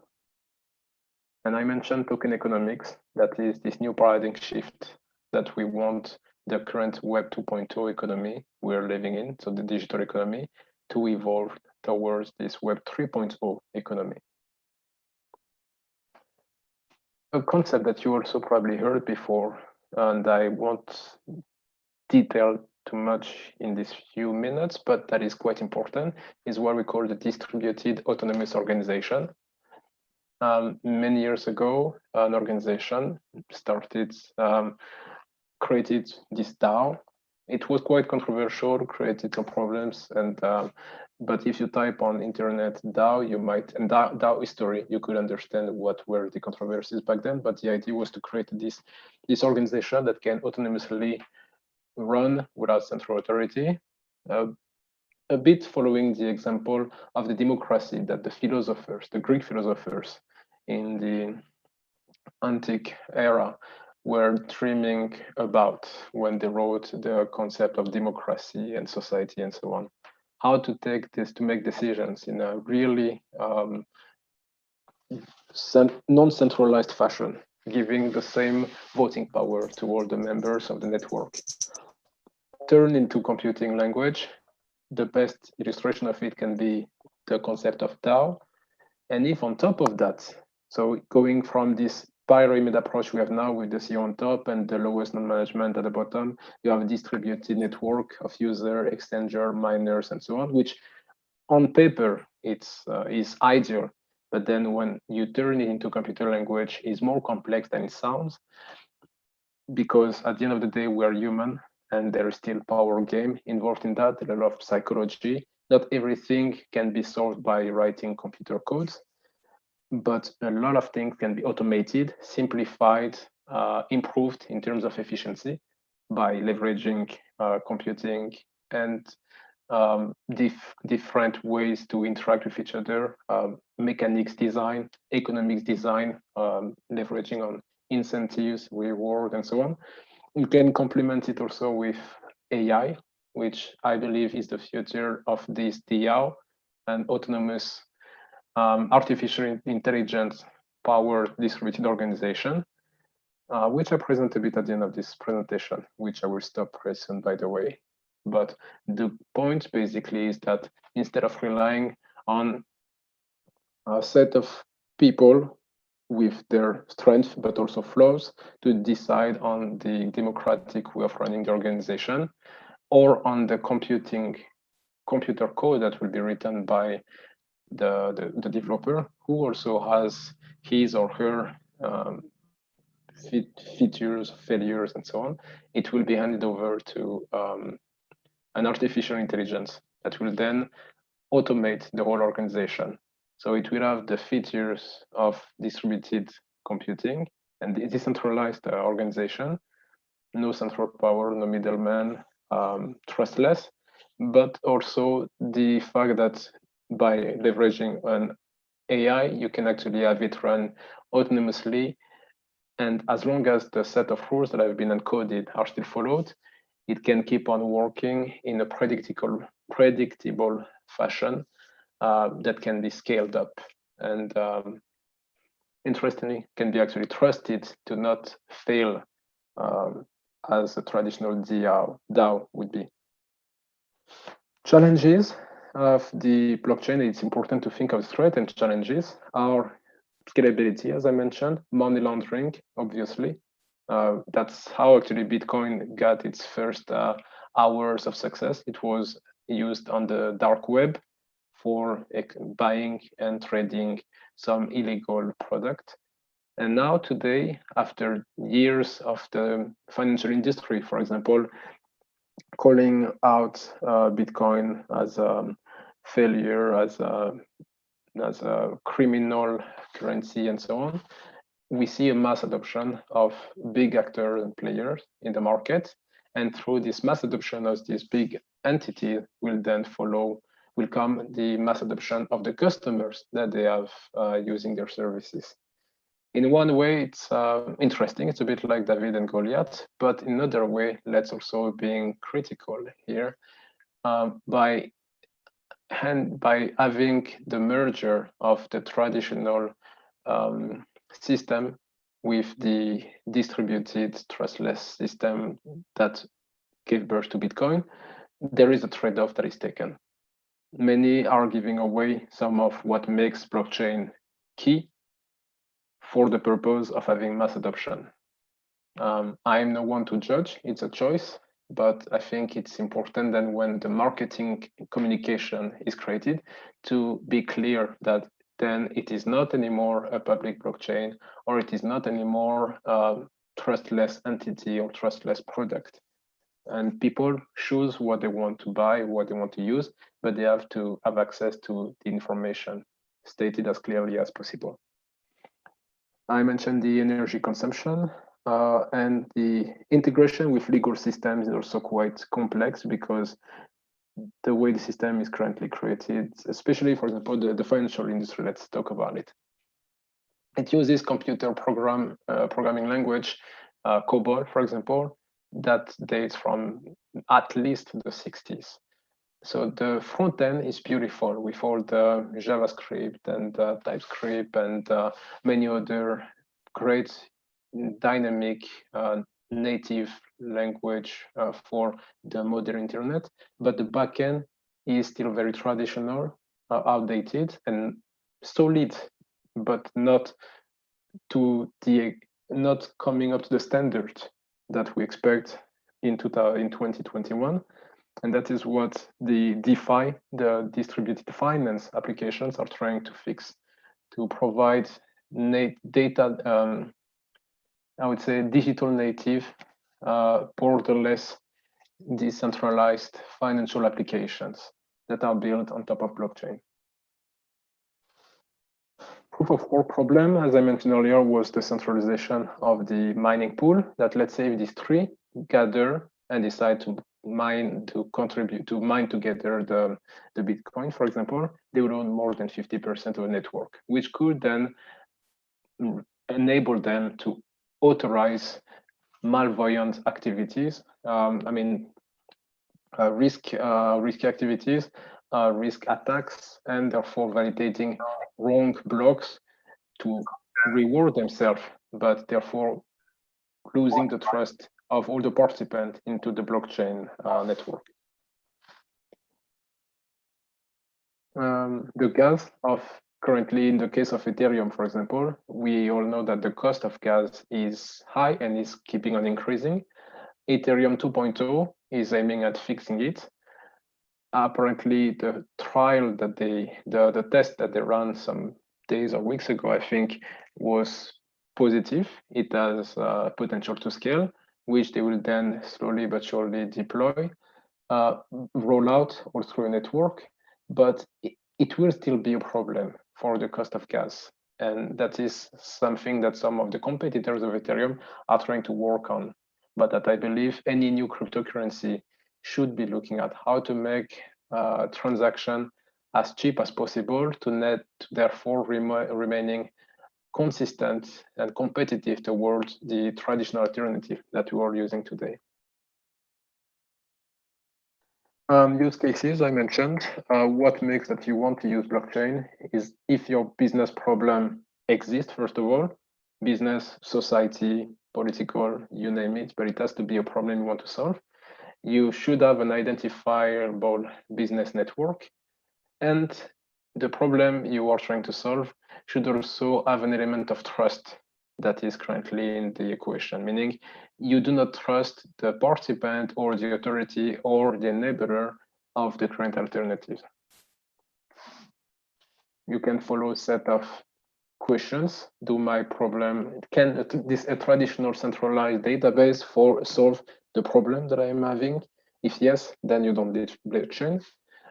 Do I need to trust the stakeholders in this problem-solving process? If yes, then you do not need blockchain. Do I need to have the data centralized or decentralized? based on the different questions you ask, you will know whether you need or you don't need blockchain. Do not use blockchain if you do not need blockchain. It will be like driving Ferrari in a road that is limited at 50 kilometers an hour. It is nice, it shows off, but you're spending way too many resources, too much resources for something that doesn't need this much. Walking would actually be faster. You can use blockchain for direct traceability. You can use it also for voting. This is an error here. And you can use it also for some other aspect that I would be probably with some of you covering at another occasion. But you can use it also in logistics. You can use it for traceability of the product in pharmacy or the goods and services. The coffee, the tea are currently sources of blockchain application. The logistics of enabling the paper administration, the administration process to be fast-tracked in an efficient and reliable fashion. Voting, I'm personally not a big fan of that application because I would rather trust a person for the voting process than a computer code, but I do know that it might be a big problem in society where you cannot trust the person in charge of the voting process.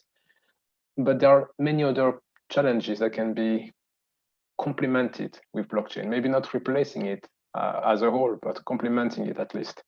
And think of it, discuss with different varied team of professionals, technology, business, society, people with society, human science skills, and some other aspect, because it's not only about technology, and find a way to use the key features of the technology as enabler for this solution. And last but not least, what I said earlier about the future of the blockchain, and at least the future application that I believe will power most of the next blockchain application generation is what I said, the AI combined with DAO.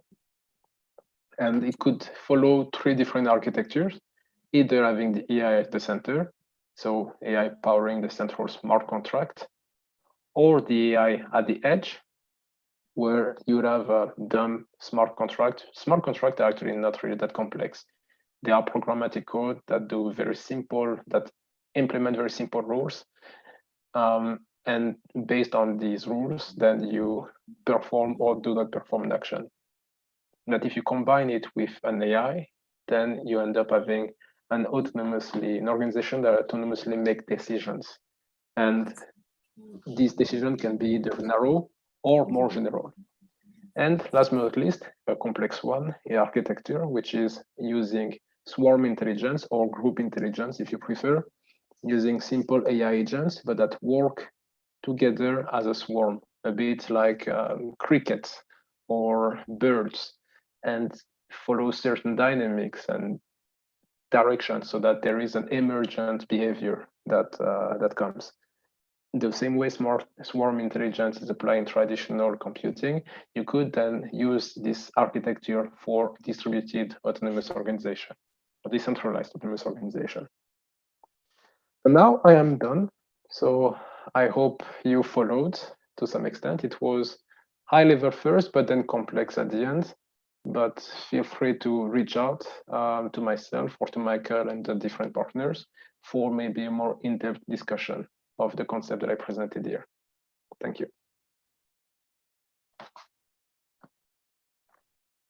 Awesome, Desiree. Thank you so much. I think we leave everyone at least with a minute to ask any questions. Please feel free to ask any questions from this good and indeed further deeper information on crypto, blockchain, and use cases. It's a good chance to ask why he is here with us. Just unmute yourself or utilize the chat. One of the questions, Daisy, that came up was, please explain the difference between coin and token. The difference is that there is no difference between coin and token. A coin and token, at least on language at language level, can represent the same thing. A token can be a coin, it can be a doll, it can be a rock, it can be whatever you want it to be. It's something that can be exchanged, given, or gotten. Therefore, a token can be a coin in the case of a cryptocurrency, for example, or a simple currency. And a coin can be also a token. I think let's put it simple, yes. A coin cannot be anything, however. A coin is a coin. However, a token can be a coin, can be many other things. It's just a general term to represent a coin in this specific case. However, token economics and crypto economics or coin economics are different concepts, but they are complementary. Okay. I hope the question is answered by the person who asked. I hope so. And as I said, I might make mistakes. So if anyone here has a better description or definition of what is a token, please feel free to answer to our participant here. I would like maybe more in-depth answer to that. Awesome. Any other questions or comments?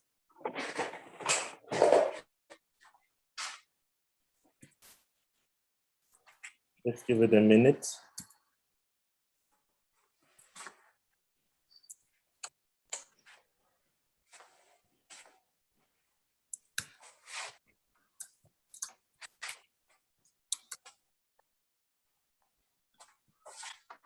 Sounds like no other.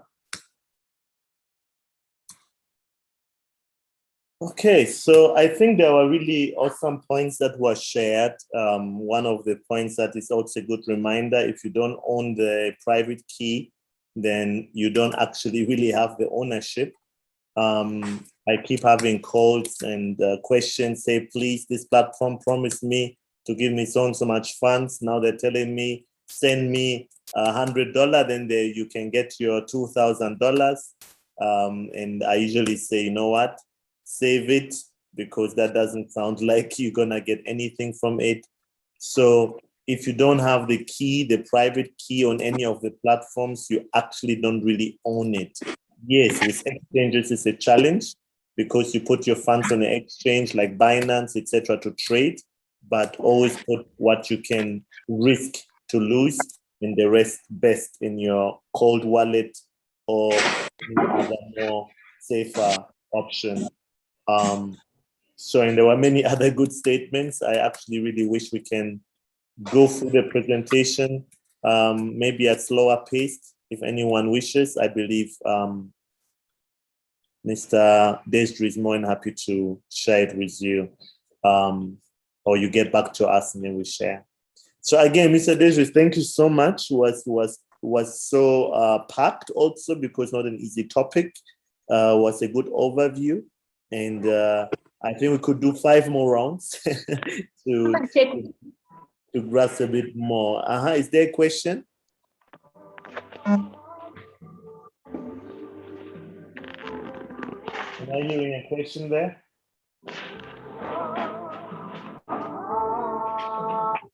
No, it's more some music for us. Thank you.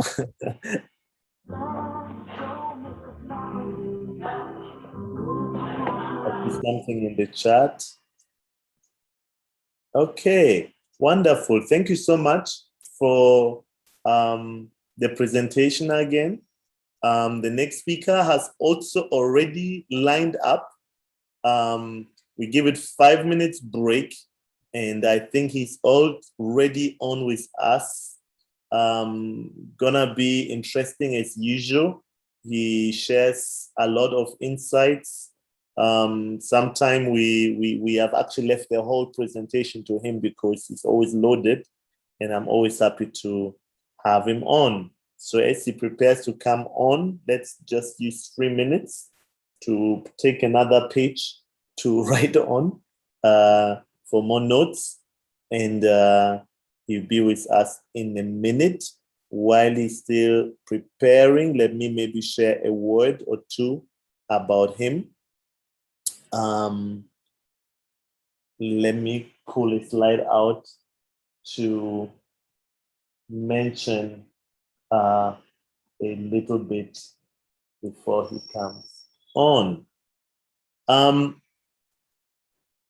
Omar has been the Sailor lead, CLAP lead since 2020, working before at Uganda Telecom for 7 full years. That's like one of the biggest telcos by then, I believe, also in Uganda, and has experience in facing back office roles, supporting the enterprise team across variety of client portfolio in government, wholesale and carrier business, corporate, SMEs, and retail business. As an ecosystem lead, he focuses on partnerships, collaborations, growth, and adoption of Salo within its community. So I'm happy to have him on because he has a good understanding of the whole ecosystem behind the scene, and happy to get him on board to share with us more. Give me a minute and give him a minute to join here and share his presentation with us.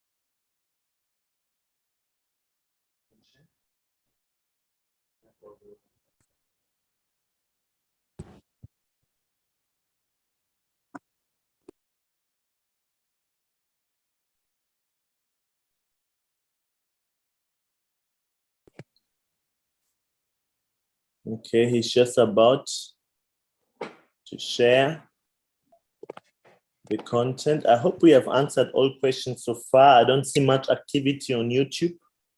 I think mainly we are on Zoom here and then on Facebook. Please feel free to write down your questions. Where you have a question, you can also raise your hand. Zoom has a function for it. And let's not go back.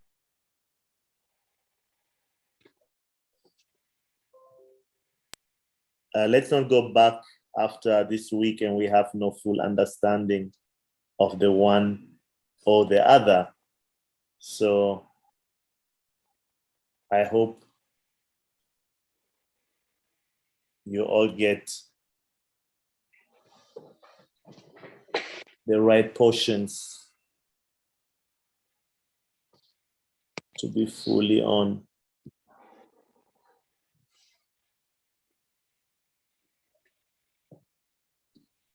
Any questions so far? Yes. Saleb, hello. That's the chat. Yes. Here you can ask all the questions.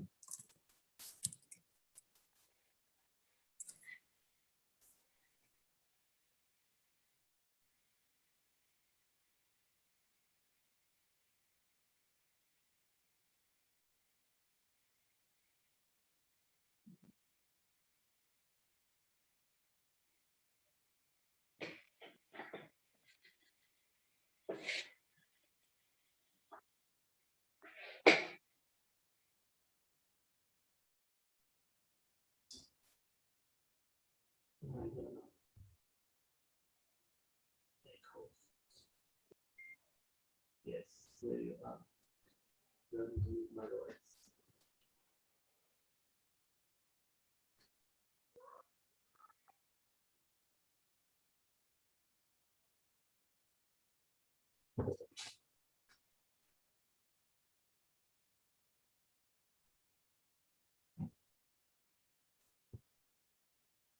Can anybody hear me fine?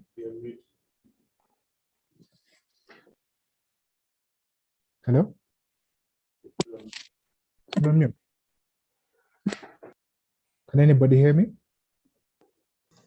Yes, we can. Awesome. Yeah, So, we are getting you. awesome. Yeah, so thank you so much, Michael, for having me on here today. My name is Omar Siriala, working as the ecosystems lead at C Labs for Uganda, working on a blockchain platform called Celo. And I'll be taking you through an overview of what we're doing at Celo, and hopefully you can be able to get more excited about the technology that are present within our times.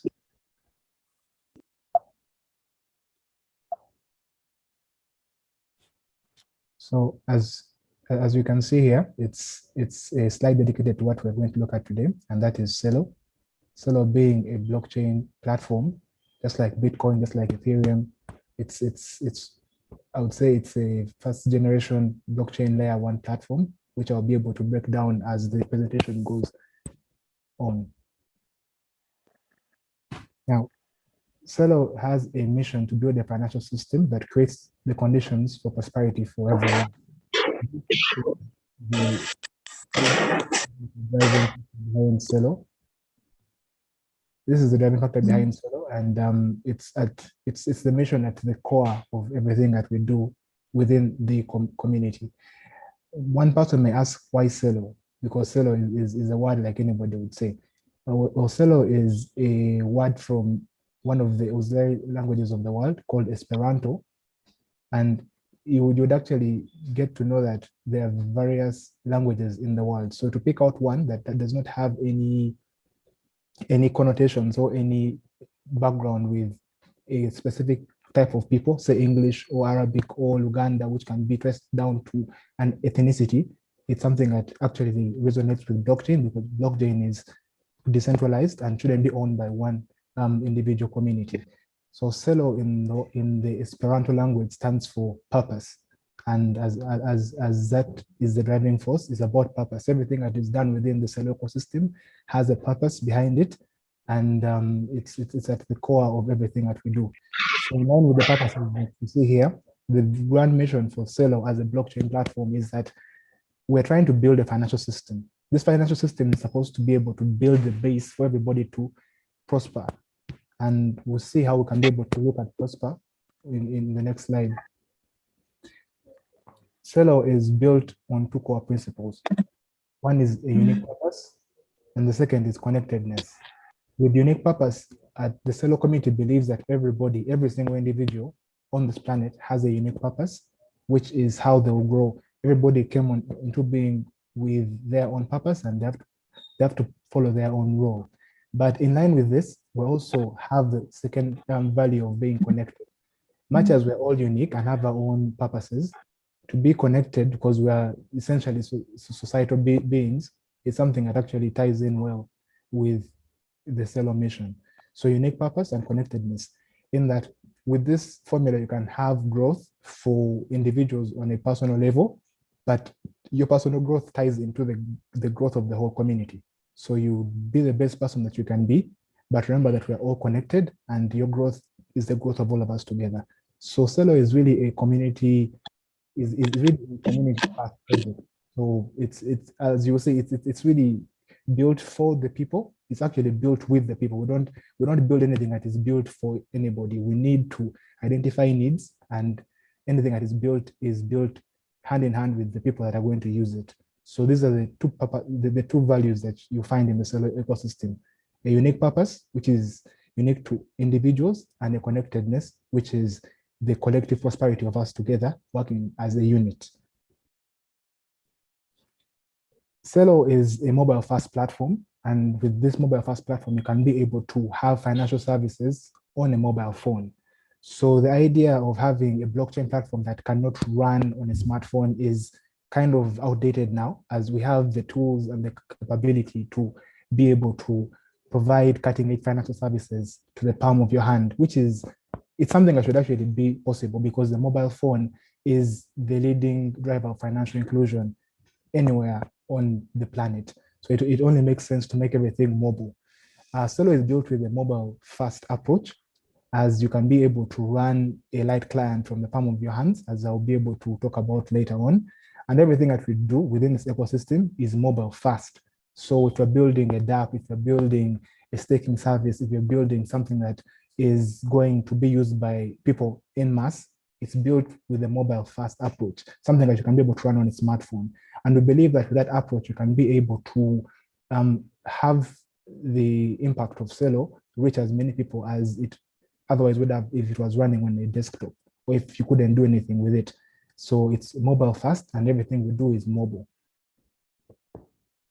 Currently speaking right now, the Celo ecosystem has, it will be like two asset classes. You have the native assets, which as you can see here, there's Celo is a native governance asset. It's used for network governance. It's used for staking. And on top of this, on the other side of the spectrum, you have stable assets, stable value assets. The first of which was the Celo dollar, launched back in 2020. And as of Earth Day 2020, April 2020, this year, we're able to launch the Celo euro. All proposals to launch a new asset on the Celo platform come from governance. So nobody sits down and decides on what should be done. But what really happens is that a governance proposal is passed, somebody funds it, and it's voted against or voted for. So if you are against the proposal, you vote against it. And if you are for the proposal, you vote for the proposal. And if the people who have the most votes are for the proposal passes and that is implemented. So that was the case for the Celo dollar, CUSD, which was the first asset to be issued on the platform, and was also the case this year when we launched the Celo euro, as there was a governance proposal that was passed after consensus was reached within the Celo community. So now we have two stable value assets. One is tracking the US dollar, another is tracking the Celo euro. So we have the CUSD, the Celo dollar, has been in circulation for a little over a year now, or thereabout. And from what we've been able to see, it has held its peg very well. It hasn't really broken off to the downside of the upside. It's currently holding it at 1 CUSD is equal to $1 US. So that's really functioning as it should. And the Celo euro is relatively new. We're still observing its operations in the market, but so far so good. It's also still holding its peg against the euro. So both these assets are backed by a reserve of purely crypto. There is no fiat. It isn't like Tether or any other fiat-backed stablecoin. It's purely crypto backing crypto. So the link to have this is quite interesting, and it's something that I believe you will really find educational when you tune in for the session on Wednesday with Dr. Marcus Frank, because he works on the liquidity and reserve side of C Labs, and he's really done a splendid job in maintaining this peg, and can be able to let you know how exactly this reserve works, because the reserve is first of all packed with Bitcoin. It has some Ethereum in there. It has some DAI, and it has Celo, which is the native asset. So there is a reserve ratio that ensures that this peg is not broken, so that these stable coins actually do maintain their 1-to-1 peg ratio to their fiat assets per se. So I would encourage everybody to tune in on Wednesday to get more. Actually, I believe it will be 26th. Yeah, that should be Wednesday. So you'll be able to get a first-hand look at how the reserve runs and the economics behind it, because there's a whole stability paper that was published to show how the economics runs and to ensure that even in the worst-case scenario, using Brownian motion and some forecasting models from economics, these stable value assets can still hold their peg, even if the market was to say crash.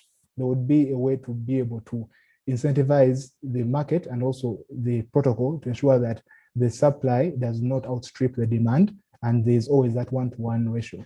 So currently speaking, we have these two stable value assets, the CUSD and C euro, which are currently pegged to the US dollar and the euros respectively.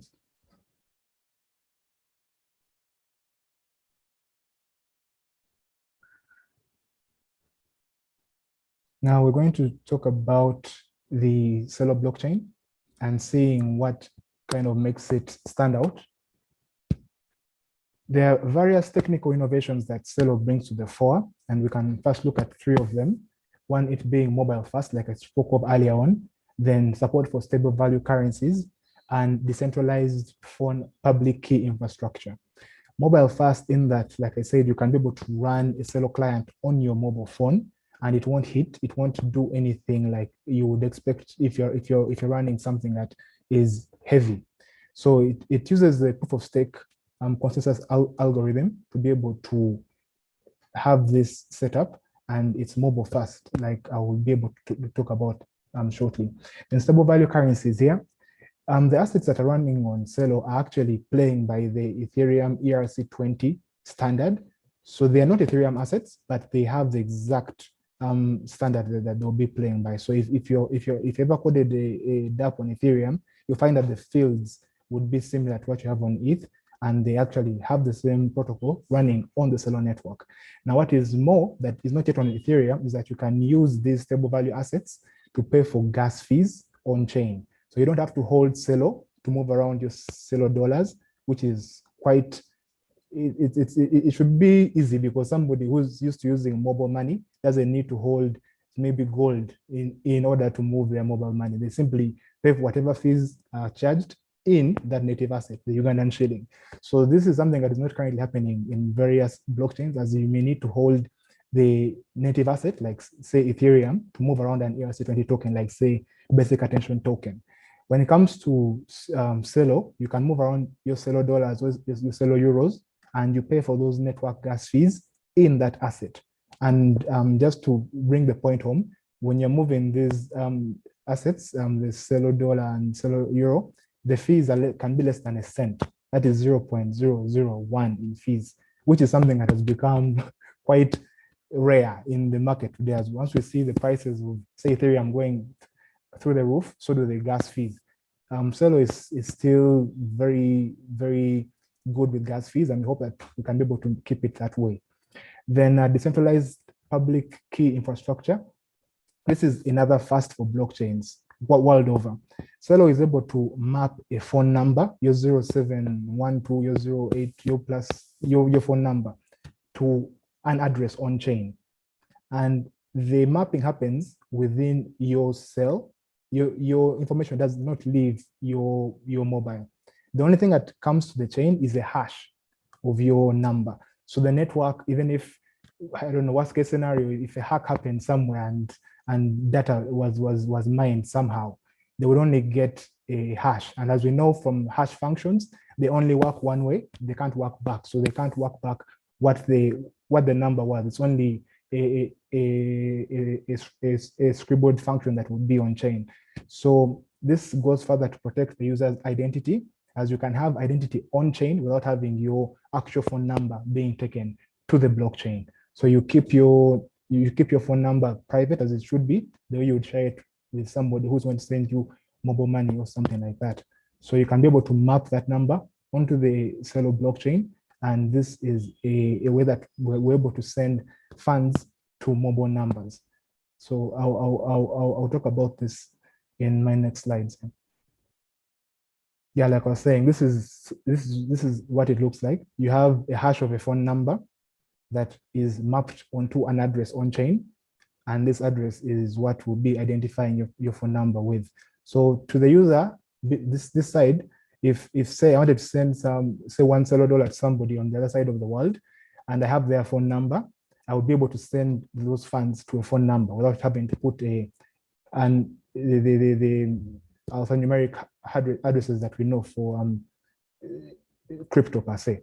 So I simply need your phone number, your +256, your +1, and I can send you some Celo on that. How that is possible is because the number is mapped to an address on chain. So back end, the protocol is able to pick an address that is associated with your phone number. And these funds can be able to be moved from point A to point B in under 5 seconds. Yeah, that's also something that is quite interesting because Celo has 5-second block times and it's a very fast blockchain. So you don't have to wait for 10 minutes to confirm. And something that has gone through 5 seconds and it's final. I know. Right. So if we have any key takeaways from here, it should be from this platform, because this particular summary of the features of the Celo blockchain is quite exhaustive, and is everything that sets Celo apart from any other chain, even the layer ones like Cosmos, Tezos, Solana, Nia. These features here are what makes Celo quite unique and a very interesting value proposition. The first one is what I spoke about, the ultralight clients. You can run a Celo client from your mobile phone without having to expend so much energy, say RAM or even space. They're very light, and it is so light that it comes with inbuilt in a wallet. We have a wallet that is called Valora, that is like the very fast mobile wallet that we use to send and receive Celo assets. And it's something I can actually pick out from the Play Store, as I will show you in my coming slides. So we have ultralight clients that can be able to take blockchain off the desktops and into the palms of the individual's hands. So you can get the full functionality of running a full client on your mobile phone, because it's optimized to be lighter. And currently, as we speak, there is work on an even lighter solution to the already ultralight client. It's called Plumo, and Plumo in Esperanto means feather. So it's going to be feather weight, I can say. And once Plumo is done, you'll be able to get, it will even be lighter by a magnitude of around 1 million times lighter than Ethereum and Bitcoin. So meaning it will be super fast things.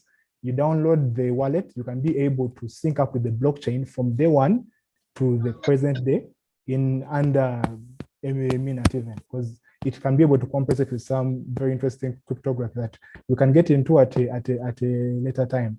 Then stable value currencies, like I said, CUSD, which is the very first one. Now we have the Celo Euro as well. They're both pegged to the fiat equivalents, the dollar and the euro, and you can actually move them from point A to point B quite easily. Phone number public key infrastructure, this is what I talked about. We can be able to hash phone numbers and map them onto public keys without a number ever leaving your mobile device. So there is security in that. It's purely hashed, and nobody needs to know what your number is if you don't need them to know that. Celo is a proof of stake protocol that uses Byzantine fault tolerance, which is, as you know, that's the same consensus that Binance Chain uses. It produces 1 minute finalities, meaning once a block is provided, it has 1 block finalities. You don't get more sure as time goes by. The block is produced, that is the final block. It can't change the state. It isn't like, say, Bitcoin, whereby you get network confirmations and each 10 minutes you're getting more and more sure. PBFT consensus is final, and once a block is produced, that is it. So meaning if funds are sent and the transaction is recorded, that is the final truth. It will not alter. That is something that really comes in handy when it comes to getting assurance when you're moving funds and accepting payments. You don't want a person to send you a fund, send you payments and cancel them or replace them by fee. Yeah. Then also Celo is Ethereum compatible in a way that the Ethereum virtual machine is pretty much inbuilt into Celo. We have our own virtual machine, but it's actually compatible with the Ethereum virtual machine, the EVM. And this has been taken to the next level. As of last week, we were able to have the very first fork on the Celo platform it was dubbed Donut. But Donut has been able to provide support for Ethereum type transactions on Celo. So now you can use tools like MetaMask, if you're used to that in the Ethereum space, to be able to transact with Celo as well. So we have more tooling for Ethereum that has come onto the Celo platform, which is also quite exciting. Then gas is payable in multiple currencies. Like I said, you don't have to hold Celo to move your CUSD. You can be able to pay your gas fees in a stable coin, like say CUSD or Celo Euro. So you don't have to have the native asset to back up your gas fees. It's something that is, it may seem trivial, but it's actually a problem on Ethereum, because if you may have your ERC20 tokens, like maybe a Chainlink basic attention token, but you can't move those assets if you do not have Ethereum on chain. You simply can't do that. That may change with Ethereum 2.0, but currently in the current state, Celo already has this from the ground up. Then lastly, on-chain governance, like I said, you can be able to vote for proposals on-chain, on the network. You don't have to get dictated to. So proposals come on, they are proposed, and the network decides. Simply by casting your vote, you're able to either say you are for a decision or against the decision. And yeah, these are like the features that really stand out when it comes to the Celo platform. There's 7, and everything that we built or work with ties into these at one level or another. But it's really at the core of the platform on the technical side. Okay. Yeah. And like I said, we have a mobile wallet. It's called Valora, readily available on the Play Store and the App Store. You can be able to download it today and see how you can be able to send and receive funds. Because I also know that Michael will be having some giveaways for you in the coming days. So I'm sure you'll be able to get them within Valora. It's a pretty neat piece of engineering, as this simple app that comes from the Play Store has a light client attached to it.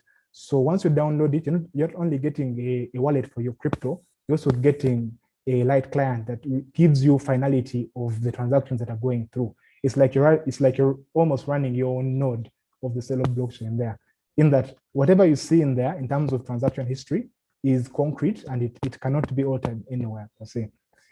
Valora also has an inbuilt DEX, yes, a decentralized exchange that you can be able to switch between Celo Dollar and the native asset Celo without having to go to an exchange. So you can switch between these assets in the app. So that's something that will be interesting for those of you who are looking at DeFi and other trends. You can also explore some arbitrage opportunities if you find that maybe the price of CUSD is low on an exchange and you want to get incentivized. You can use this mechanism, which is built in there. You don't have to go to an exchange. So it's something that I really encourage everyone to test out. Just go to the Play Store, download Valora, and you'll be able to get support. You see how the Celo network works in person. Then moving on to the use cases. This is a summary of what we're trying to tackle in as far as Celo goes, and tying it up with the members of the Alliance for Prosperity. There's an Alliance for Prosperity, which is an organization that pulls together like-minded, mission-aligned organizations that currently there are over 150 that are from all over the world. And these organizations do actually come in and contribute their unique gifts to supporting Celo. So in here, we're actually proud to have B2Big, who is our host today, to be a part of the members of the Alliance, along with 150 other organizations, such as A16Z, Masico, the Grameen Foundation. You have some local members here like Spare Taxi Cab and various others. So they all come together and they kind of bring their unique skill sets towards the Celo ecosystem. So you have use cases around education. If a university or a co-working space has a program to educate members on blockchain technologies, they can be able to do that with Celo and be able to help get Celo in front of very many people, as it were, because we need to get more awareness around this. There's the Give use case, which has things like universal basic income and humanitarian aid. You can be even cash transfer programs. So we have members like Give Directly that are working on such initiatives. And this is another very good use case for the Celo platform.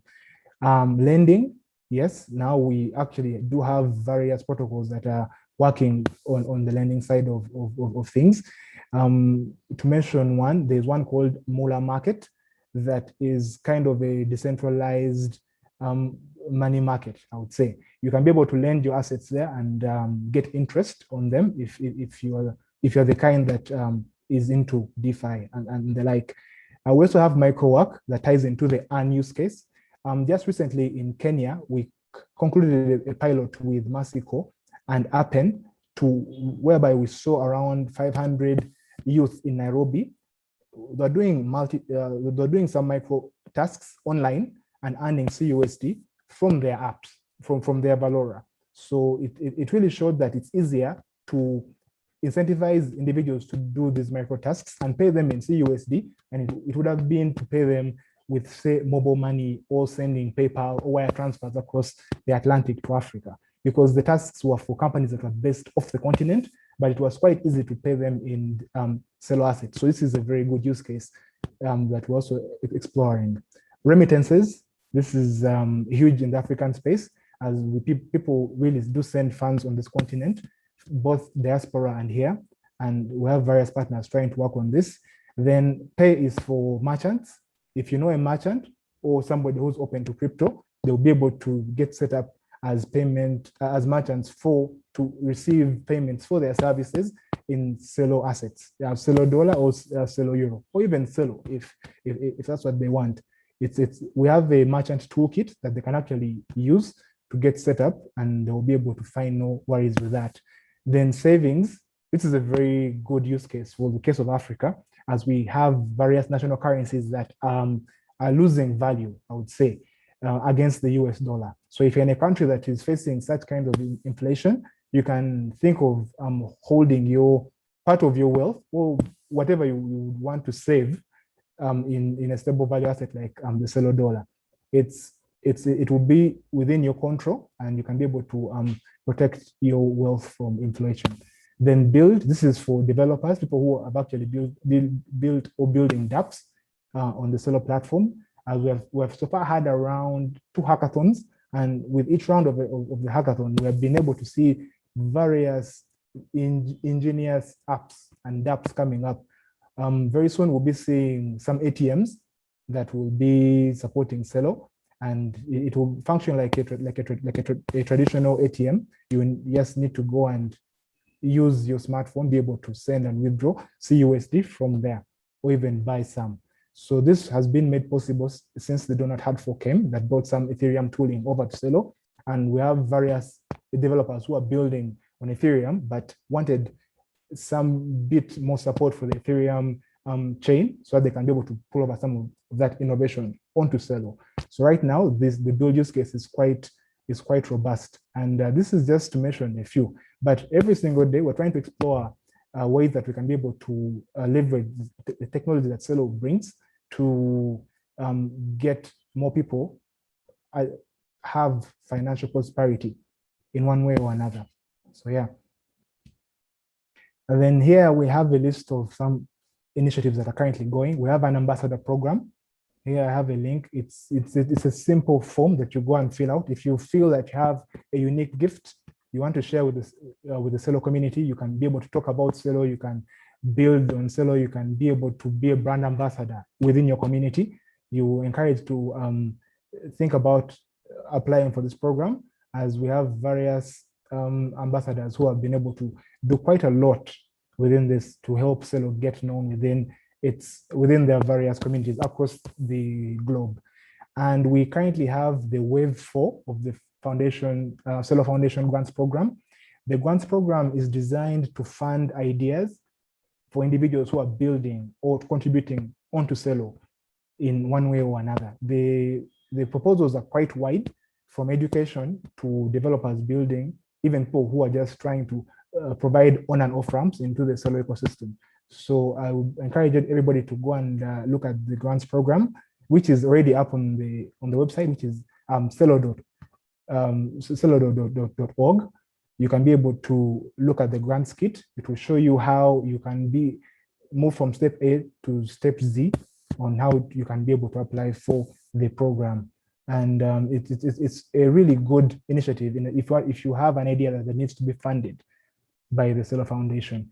In line with this, we also have the community fund, which is pretty much like the foundation grants program, but the community fund is something that was built into the protocol from day one, and a portion of the block rewards, or the epoch rewards, goes to the fund. So the fund has been sitting on a couple of millions of the equivalent in fiat, but it's actually in Celo, and they're actually asking for proposals. How should we spend this money?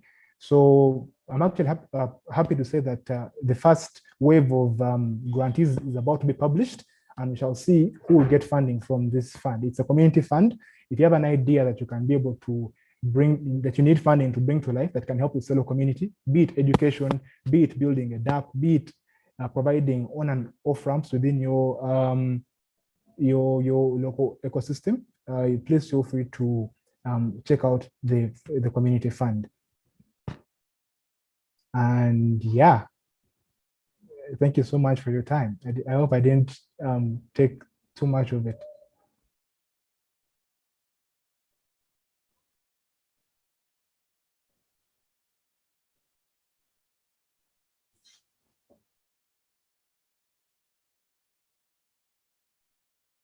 Wow, that was packed and loaded.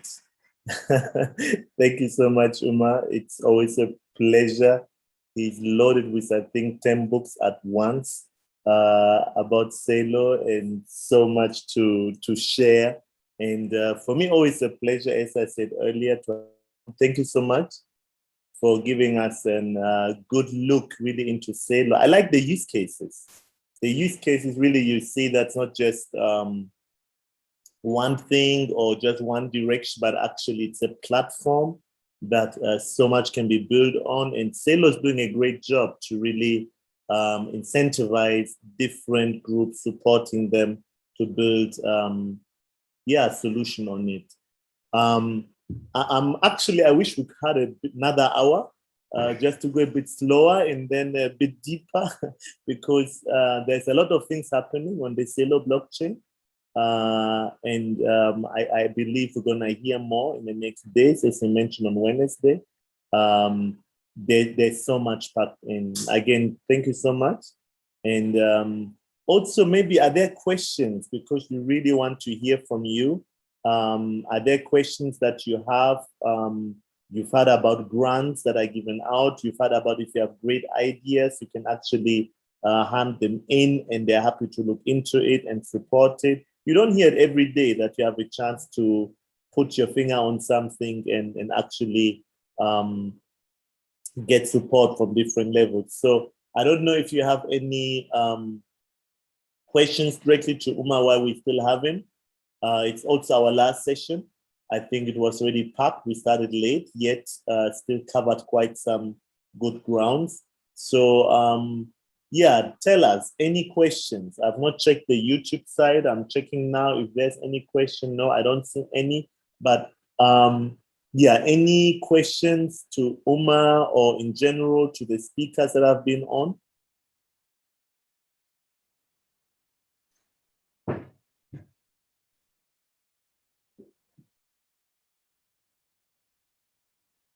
It is centralized.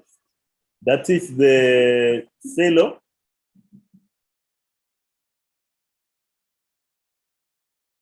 Okay, I think I will let Umar put a word on that one, that it is centralized. So he has talked about it, okay.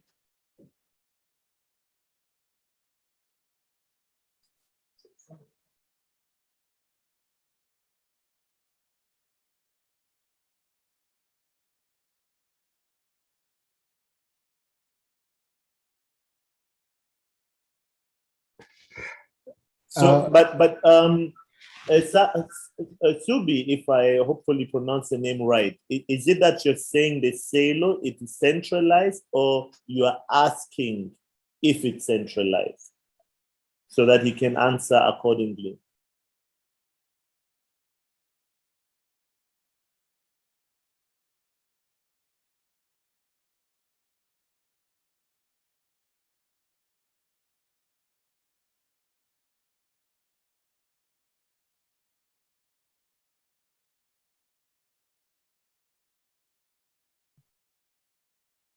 Maybe still typing. We have also like a little bit latency. But Umar, maybe can you shed a word on this? He's asking if it's centralized. He has made it clear. Thank you so much. So please, can you, Umar, happy to give you more minutes here that you just explain. We hear about decentralized, centralized, then you mentioned this BSF thing. So can you maybe shed 5 minutes light on it so we understand things. Yeah, and I hear you also mentioned DeFi, so decentralized finance. So can you maybe wrap it up there? Thank you very much, Michael. Regarding the question if Celo is centralized, centralized versus decentralized. Centralized is something like we see in legacy systems where you have a client server architecture, but most blockchains from the overview are not centralized. So there may be some comparisons, like say for the case of Bitcoin, saying that mining is centralized to China, which is a geographical centralization. And that is a valid point that really can't dispute. So when it comes to the case of Celo, Celo is a proof of stake platform. So you don't have miners there, you have validators, and the validators are currently capped at 100. You have 100 validators that are picked from various geographical regions. We are yet to get a validator in Africa, but you have validators in South America, in the US, in Europe and Asia. So there's some good geographic decentralization. So from the viewpoint of Celo, there is no centralization. It is very decentralized, as on top of it being that the validators change after 24 hours, because that is the period of the epoch. An epoch in proof of stake chains is the time that a set of validators is in active service. So for the case of Cardano, that's 5 days. For the case of Celo, it's 1 day. So we have validator elections every 24 hours. So that the group is changed every day. And this is not to say that there is no chance of it being centralized, because proof of stake is, you simply have to have the stake to put up to be able to get into validation protocols. But in as far as Celo goes, it's quite decentralized. Proof of stake is quite relevant in as far as distributing power across the chain. You won't get those instances of having takeover of the network by, say, a conglomerate of validators that are either picked within one geographical region or have a shared interest. But all validators are well incentivized to play to the best needs of the network. And as far as this goes, we haven't seen any such behavior by validators trying to collude, even if they're in geographically different areas, to have some malicious activities done. So to summarize this up, Celo is very decentralized. There's no centralization here. 100 validators each day are chosen. So the guys who are validating yesterday have to reapply at the end of their term, which is daily, 24 hours, and you get new ones to validate. So that's pretty awesome in as far as decentralization goes. Hope that clears up a bit.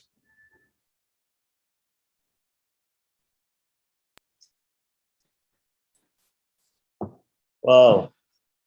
Every single day, only 100. Okay.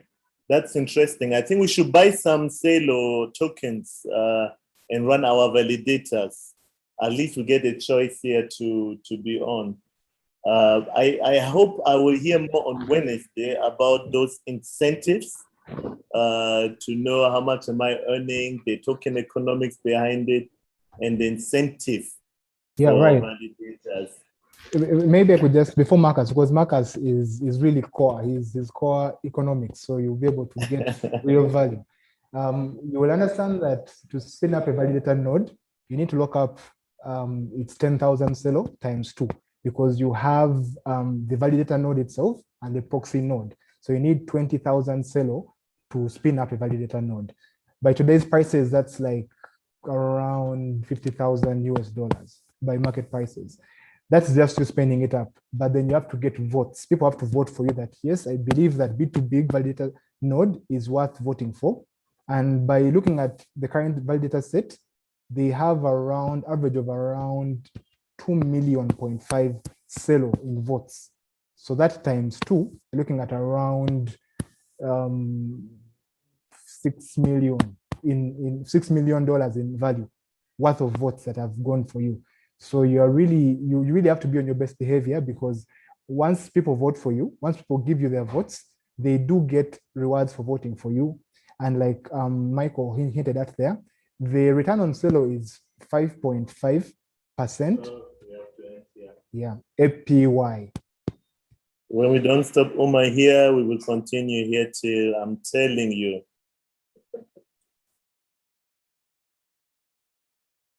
So I've told you he's loaded with books, and I meant it. So thank you so much. I think the question was well answered and valid.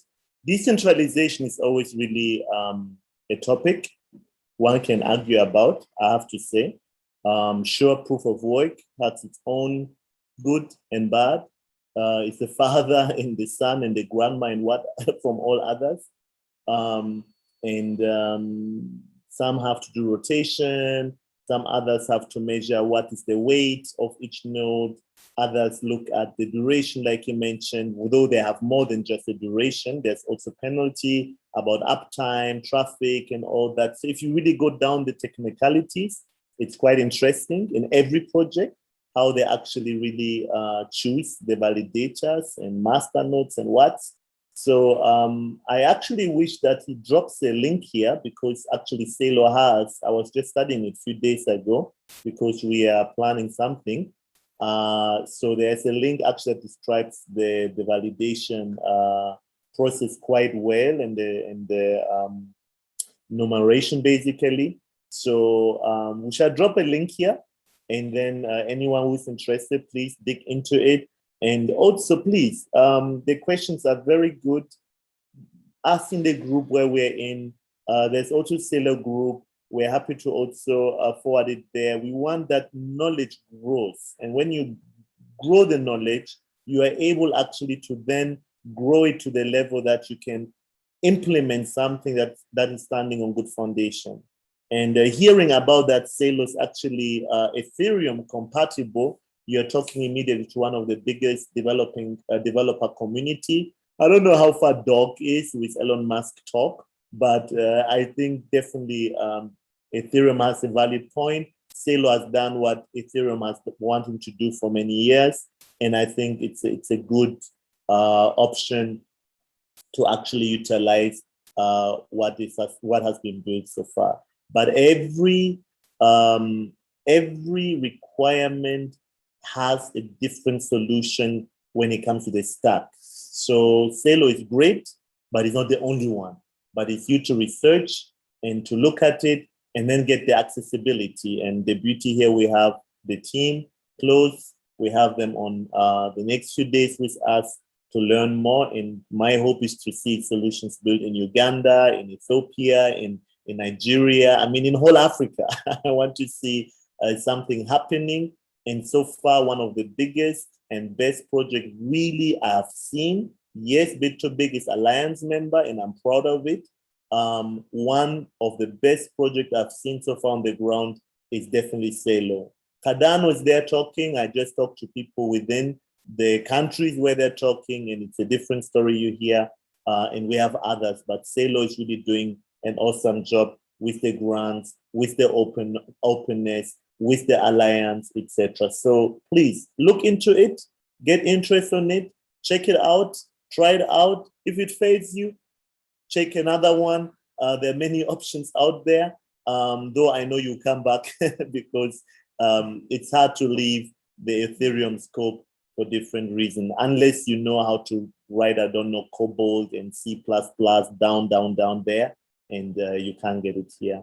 So enough marketing, but I'm talking always, and I think the community knows me for that, in what I believe. If I don't believe in it, I will tell you, go somewhere else, maybe to find the support elsewhere.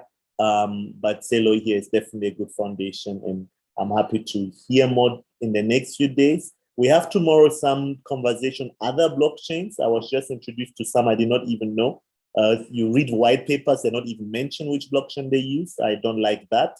I really like to know what are they really using behind the scene, but we're gonna hear more and see. So for today, let me close. We have different stuff happening. One, please don't miss out our giveaway on this week. I can't tell you the day yet. We have some topics on Wednesday. We have some others on Thursday. We have different giveaways. We have the X wallet, the X pass, 100,000. We have in the bucket. We have Salo and Salo giveaway also in collaboration with them. We also have other goodies like trading, access to signal groups and VIP, educational. I mean, there's a lot. So be with us, move with us tomorrow and the days as they come. And then, as I say, my goal here, and I think with every speaker, the same, is to build the community to the point that we have better understanding. Tomorrow we have some of other speakers also on talking about scams and security, etc. So that I love it usually. I look in our blockchain group and people come, oh, click this link, buy this one, do this, and the community people tell them, you don't even have this, you don't have that. Send us a wipe, where are you listed? Perfect questions to stay out of scams. And yet scams are happening right now. I've been asked to do a research on one of the projects that people have lost, I think, millions by now. It's not the only one. I get other calls and other complaints. So we try our best to educate, like here, and to give you the best. And then you choose yourself from the mix that we provide to go from there. So please remember, we are here at Parliamentary Avenue, just like former Mateos, for those who have known it, or Javas at the ICT Ministry. You can walk in, space a bit limited, but we are in the lab, thanks to also Nita Uganda, who have always been working with us to see that we can spread the right knowledge to the community. So thanks goes to Nita Uganda that has been working hard to see that there's a platform we can learn, we can share, and that has always provided us the room for that. So come join us here tomorrow, 8:30 a.m. Uganda time. When you can, come in. Please register so we don't have too big numbers and we can hold here according to current. We all know COVID. I don't even want to mention it. It's mentioned enough times. Or else we're gonna be online. I'm afraid we'll have to create a new link, the YouTube, etc. That is because of modalities, technical modalities, but I think it's good so that we don't have one recording also too long. So if anything, please feel free. You can continue asking questions, commenting here. We're gonna make a review tomorrow morning. We're also gonna go through some of the stuff we learned today. Remember, we have a quiz coming up. I'm actually pleased, Omar and Desiree, the speaker that we had today, please throw me some quiz that we can ask the community, and if they get it right, we have something good also. If they get it wrong, they will tell us what to do. So happy to see you here tomorrow, brought to you by Bit2Bit and partners here, and stay tuned. Bye-bye.